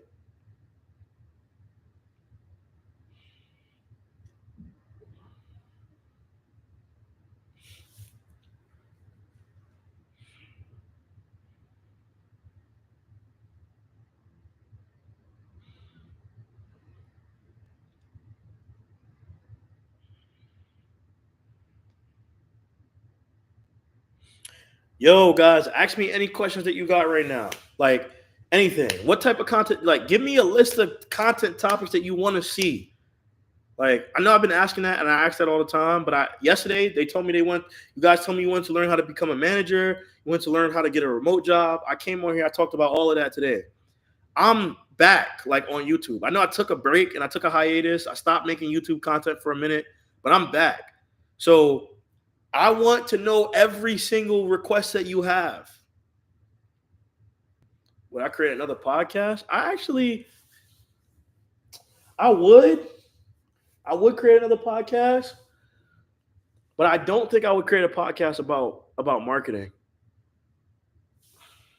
Like I don't think that's what my podcast would be about. Actually, me and one of my friends have been talking about creating a podcast. It would be about business and life and personal development.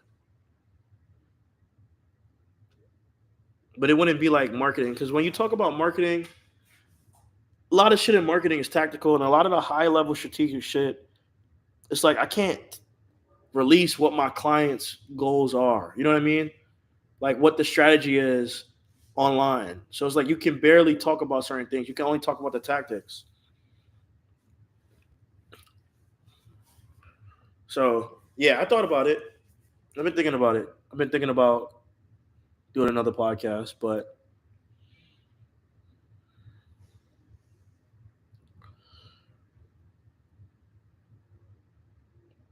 my ultimate goal, man, is to just continue to keep giving back, keep helping people, keep trying to get y'all to grow.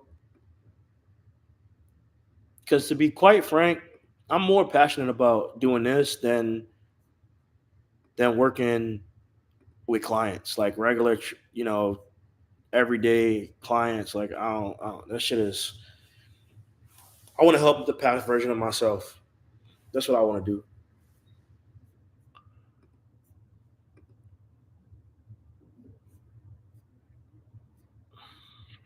That's why I keep asking y'all, like, what do y'all want? Like, what do y'all want to learn? Because I know. So, if you want to know who had the biggest influence on my career, it's it's so crazy because it's a couple of people. Chase Reiner definitely had the biggest influence on my career, in at least in SEO. Um, and but that was it. Like just SEO, that was it. Like nothing else. And then Sam Ovens. Like Sam Ovens had the most impact on me out of everyone. And then like now recently it's like Jordan Peterson, but like earlier on it was Sam Ovens, like 100% hands down. He had the most impact on my career. He changed the way I think. He changed the way I see the world and he changed how I see business. He changed so much for me. And honestly, the co-host that I had too, Cynthia, like she had a huge impact on me as well. She doesn't even know that. But I picked up a lot of stuff from talking to her. Uh, she's very smart. Um, let's see, Cynthia, Sam Ovens, uh, Chase Reiner, And then when Sam Ovens stopped creating content, I started watching Alex Becker a little bit. He was a little similar to Sam Ovens, but he wasn't as in depth. And honestly, like with my productivity content, my self development content, I think if I make content, I want to recreate what Sam Evans basically did, but in my own way. I don't think there's nobody on YouTube. I don't think there's nobody on YouTube who's better than Sam Evans. Like, as far as like, I mean, except for Jordan Peterson. Fun fact: I've been watching him on since he had 2,000 subscribers on YouTube. I've seen his whole growth. I've seen every single thing that he's been through. Everything that he's talking about. And people call him a scammer, but I've seen everything from the time where he had no subscribers. I mean, not no, 2,000 subscribers. When he was like working out in the gym and shit, he couldn't afford to buy books. He used to go to the bookstore and get the shit for free. I mean, for a cheap price because he couldn't afford it. I've seen everything. Even the time when he first dropped out of high school, I've seen that. And the shit that he's saying is not lies. I don't know if like his business is a lie because there's been a lot that has come out against him. But I know that like his story, his struggle is not a lie. I've seen it. I've seen it firsthand. I've seen everything that he went through. But that doesn't change the fact that he's not. None of them are like Sam. None of them. But I realize why now. I know why nobody is on the level of Sam Evans. It's because of how much books he read. He basically sped up his learning because he learned from people who were in front of him and ahead of him, and then iterated on that knowledge. That's what reading does. And I used to hate reading, and now I do it because I hate being stupid. I don't care how much I hate reading. I hate being stupid. Like I hate that. I hate feeling stupid. Even though we're all human and we all make mistakes, and sometimes I might make a grammatical error, but like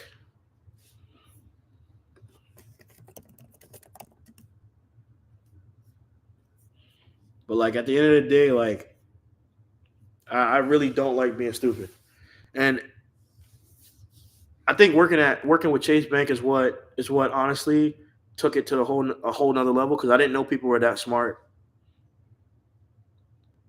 Every single person that I worked with at Chase Bank was so fucking smart that I mean I was used to going in organizations and being the smartest person because I had all this research and shit.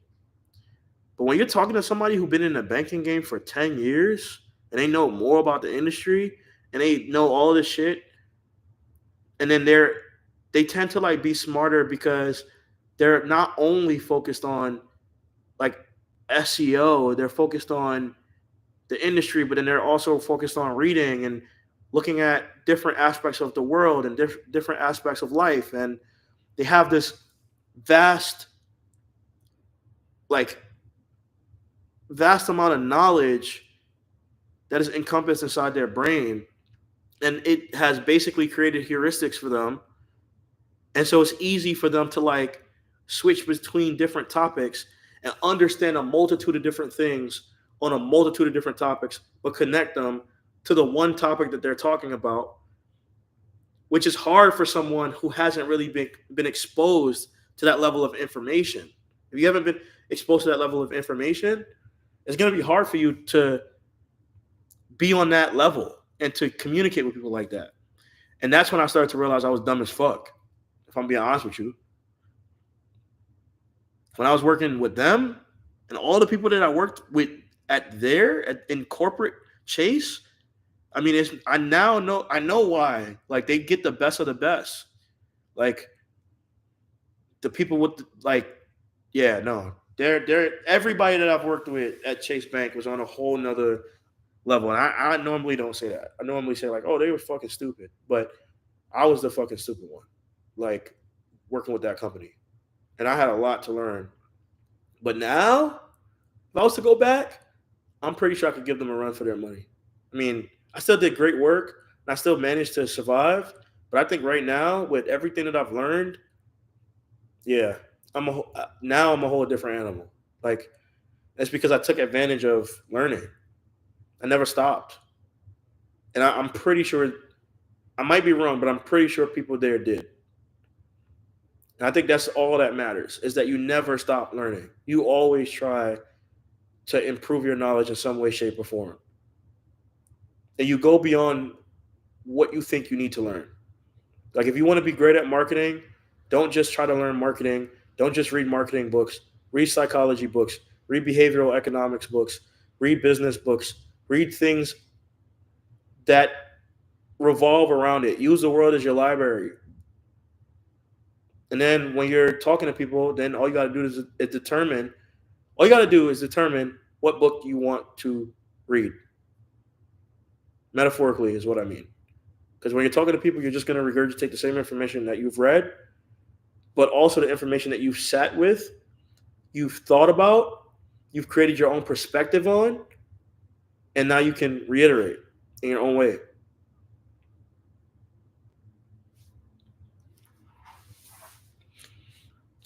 I think one of the biggest differences between me years ago, if you go look back at my old videos, I mean, I had over, at this point, I probably have like close to 300 videos on YouTube. If I were to put like unlist my old videos and you watch me now, you watch me then, I'm so much better at speaking. I mean, I know people who are OG subscribers realize it. Like, I could not speak before. I was terrible. Terrible. I didn't know what words to pick. I didn't know how to say certain things. My vocabulary was really bad. And I never even realized it. Because I didn't like to read growing up. I didn't like to do that type of shit.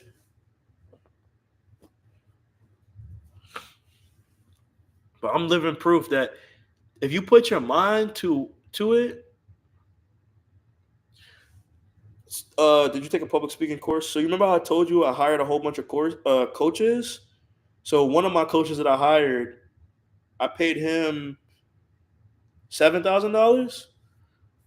He was a communications coach. I used to work with him in Manhattan. I literally everything I'm telling you to do, I did. Like I reinvested all my money into my education when I realized that there were people that were just on a whole nother level than me with certain things. And then after I started working with my communications coach and I paid him and I got what I got from him, I also realized what he was lacking. And then I was like, okay, I got to do this by myself at this point. Because I was appreciative for what he taught me, but I did realize what he was lacking too. And that I would never be able to become a better speaker just by using the stuff that he taught me. I had to develop my own frameworks, my own way to learn how to speak. I couldn't just do what he showed me. Like I had to take what he showed me and then build my own thing. And I had to get multiple different perspectives so I could change and shift my perspective on what is ideal. When you're working with people, you shouldn't only work with one person, unless you're like very, very new. But you should always try to figure out information from everywhere so that you get the 1% from here and the 1% from this place and the 1% from that place. And then eventually you get so good at it and you learn so many different things that you create your own, and that becomes your own unique framework. But it's intentional. You can't just live and then it happens. Like you have to learn and then actually intentionally sit down and put in the time. Like the reason why I bought this book, is because this is going to be the book where I write all my notes about my books. I already have a book that I do that, but it's a notepad. Like, and then what I do when I read books is I read a book, especially like I read very challenging books to read. And then I take those books and I try to understand what they're saying. And I create my own analogies for everything that they're saying. So, like, for example, the system one and system two thing, there's different analogies in that book that the guy is referencing in order to demonstrate what he's trying to say. I'm going to take the same concept and figure out in all the domains of my expertise, which one does this apply to, like this specific concept, and what analogies can I create for myself to use this when I'm speaking. So now I know how to reference this, I understand it better, and I can also use it. And when I use it, I learn it and I understand it more. And I know where I got it from, but nobody else knows where I got it from because at the end, unless I tell them, because at the end of the day, I'm not blatantly copying what he's saying. I'm learning from him and creating my own framework. And that's what I do with all this stuff. That's why I get the results that I get from my clients, because I don't use anything that nobody. I don't use stuff that I learned from Self Course. I don't use stuff that I learned from Chase Ryan. I don't use stuff that I learned from my job. I use everything that I created myself.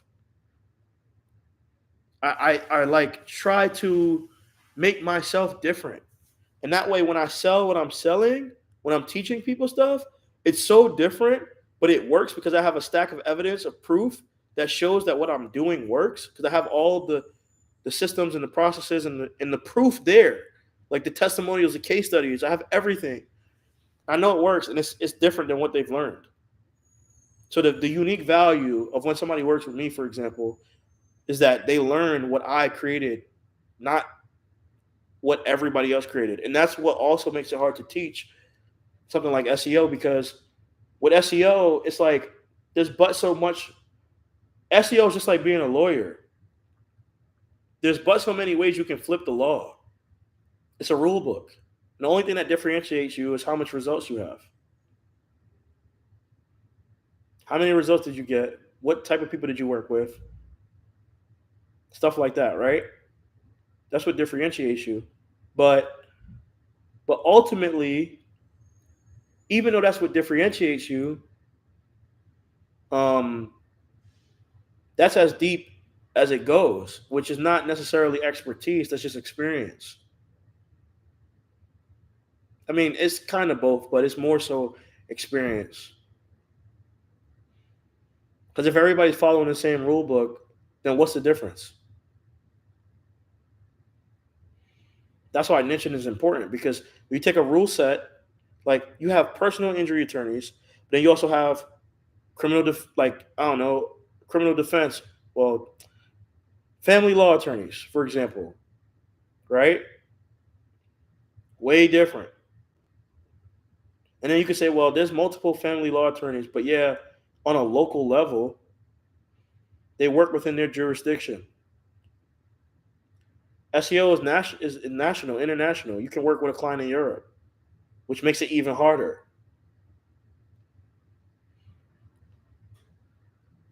Because everyone has the same opportunities. If you're a personal injury attorney in Philly, you don't have the same opportunity as somebody in New York, and vice versa. Because you work within that local area. You understand the laws within that state, in that area as well. So competition is already not as high as like something like SEO, with the attorneys competing against each other. It's a lot to think about.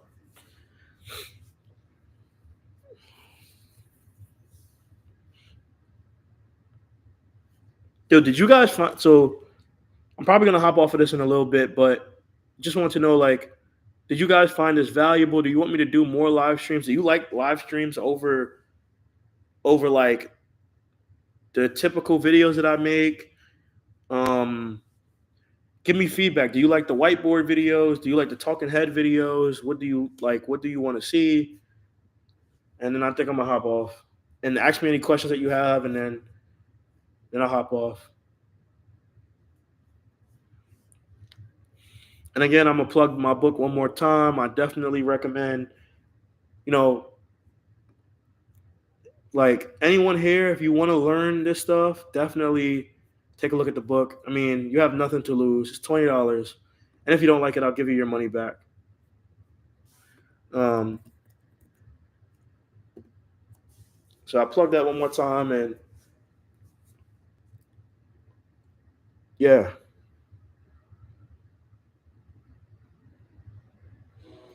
appreciate it. Appreciate it. All right, guys, let me know if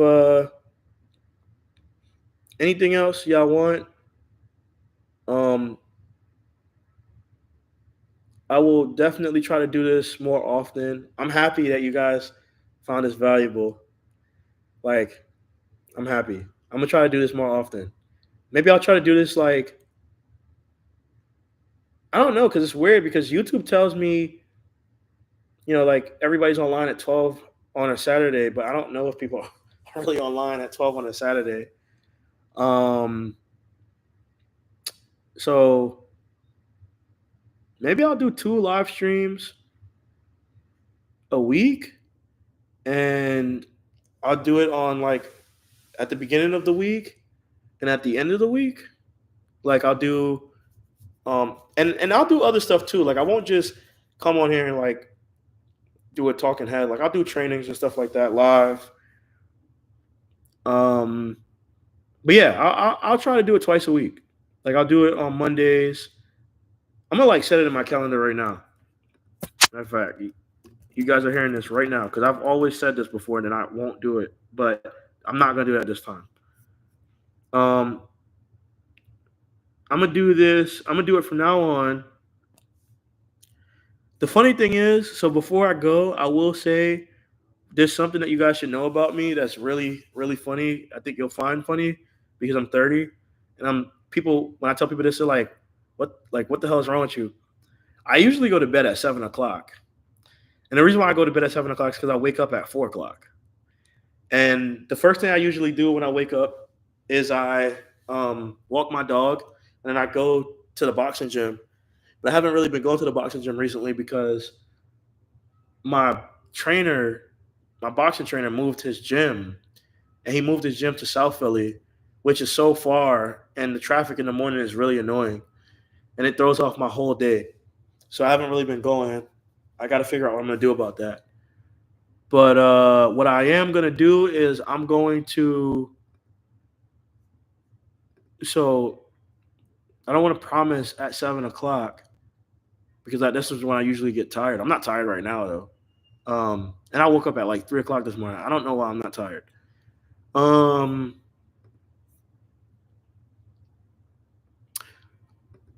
What I will do, you know what? 6:30 on Mondays to 7:30. That way, I'm like, if I start at 6:30, I won't be like I probably won't be tired, and then I'll catch myself before I go to sleep. So like, I'll be recording at 6:30, and I'll know that I can sleep at 7:30 or something like that. So I'm gonna do that. 6:30. We're gonna do twice a week. 6:30 on Mondays and 6:30 on Fridays. That way we start at the beginning of the week with any questions that you guys have about what's going on. And then at the end of the week, we end the week strong. And yeah. How's that sound? Putting it on my calendar.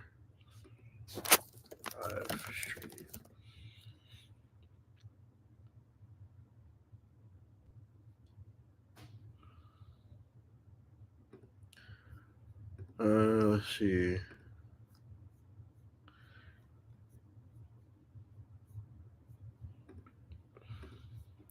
Yo, one thing I will say before I go to, since I'm doing this, I think something that's very valuable for you guys to know is an easy way to make money. This is super, super easy. What you should do is figure out, so like, for example, you guys all do SEO, right? Go look for agencies that only do paid search, and don't try to pitch them to do SEO for their clients. Try to pitch them, like just go on LinkedIn and find a whole bunch of agencies that only do paid search, or look up the top paid search agencies in said area, whatever area you're located in. And then don't pitch them to do SEO for their clients. Pitch them to teach their company how to do SEO so that they can sell it to their clients, right? And if you pitch them to teach how to do SEO for their clients, it's going to be an easy return on their investment because they know that they're going to make money because their clients already trust them. And the thing is, I did this and I made like $50,000 off of a contract doing this. And so yeah, this is such an easy way to make money because they already understand the value of SEO, right? More than a typical client would. And they also know that if they can sell it, they can make a lot of money. So like all you gotta do is just pitch them on the idea of training all their staff. And you can literally say, look, I'll charge you a flat fee of this much, or you could say I'll charge you this much per month for this amount of time. But like when you start off pitching, what you should do, I mean, I never pitch. So like, but if I was doing this, the way I would do it, I would go on LinkedIn and I would find people with like Facebook ad agencies that don't even do Google ads at all, right? Personally, because SEO is so out of their wheelhouse that they don't even feel confident they know how to do it. You could also find people that just do Google ads, but I would like go to people with Facebook ad agencies, reach out to them, tell them like what to do, like give them some tips and stuff, and then show them how they could sell it, and then show them what you could do to train their company, and then you could say like, yo, within 6 months, I can train your company on how to get your clients that are already paying you to pay you more money. You can make like you can figure out like what their average retainer is on paid search.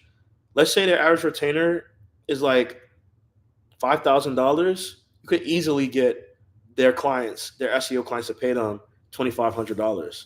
If they're already paying them $5,000 a month for paid ads, you could easily get their clients to pay them $2,500. And you wouldn't even be responsible for that. You would just be responsible for teaching them, but you have to show them that they're going to be able to make money off of this, right? And they'll get it like this. It'll be quicker. It'll be way quicker than it'll be way quicker. Like I'm telling you, it'll be way quicker than trying to go after some fucking local business that doesn't understand the fuck we do. But I always recommend people to use LinkedIn 100%. Always use LinkedIn. Always use LinkedIn.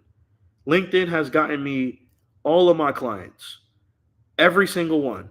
Like, except for the ones that I get referred to. I've never gotten a client on YouTube. Never. Never. That has never happened.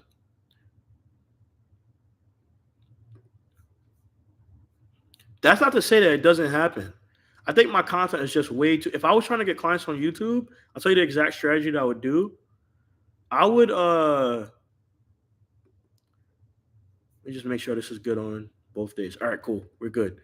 If I was trying to get clients on YouTube personally, I would not make any content about SEO or Google Ads. Like I would, but I would not talk about, like I wouldn't say this is how you run Google Ads for your company. Like I wouldn't say that. I would say this is how you get visible. This is how you get visibility on Google. Or this is how you get leads from Google. Or this is how you get, I don't know, this is how you get more clients for enter business name. Like nothing with jargon. No jargon. You make content like that, business owners are searching for that. You make content like, this is how you do on-page SEO. Ain't no fucking business owner going to be looking for that.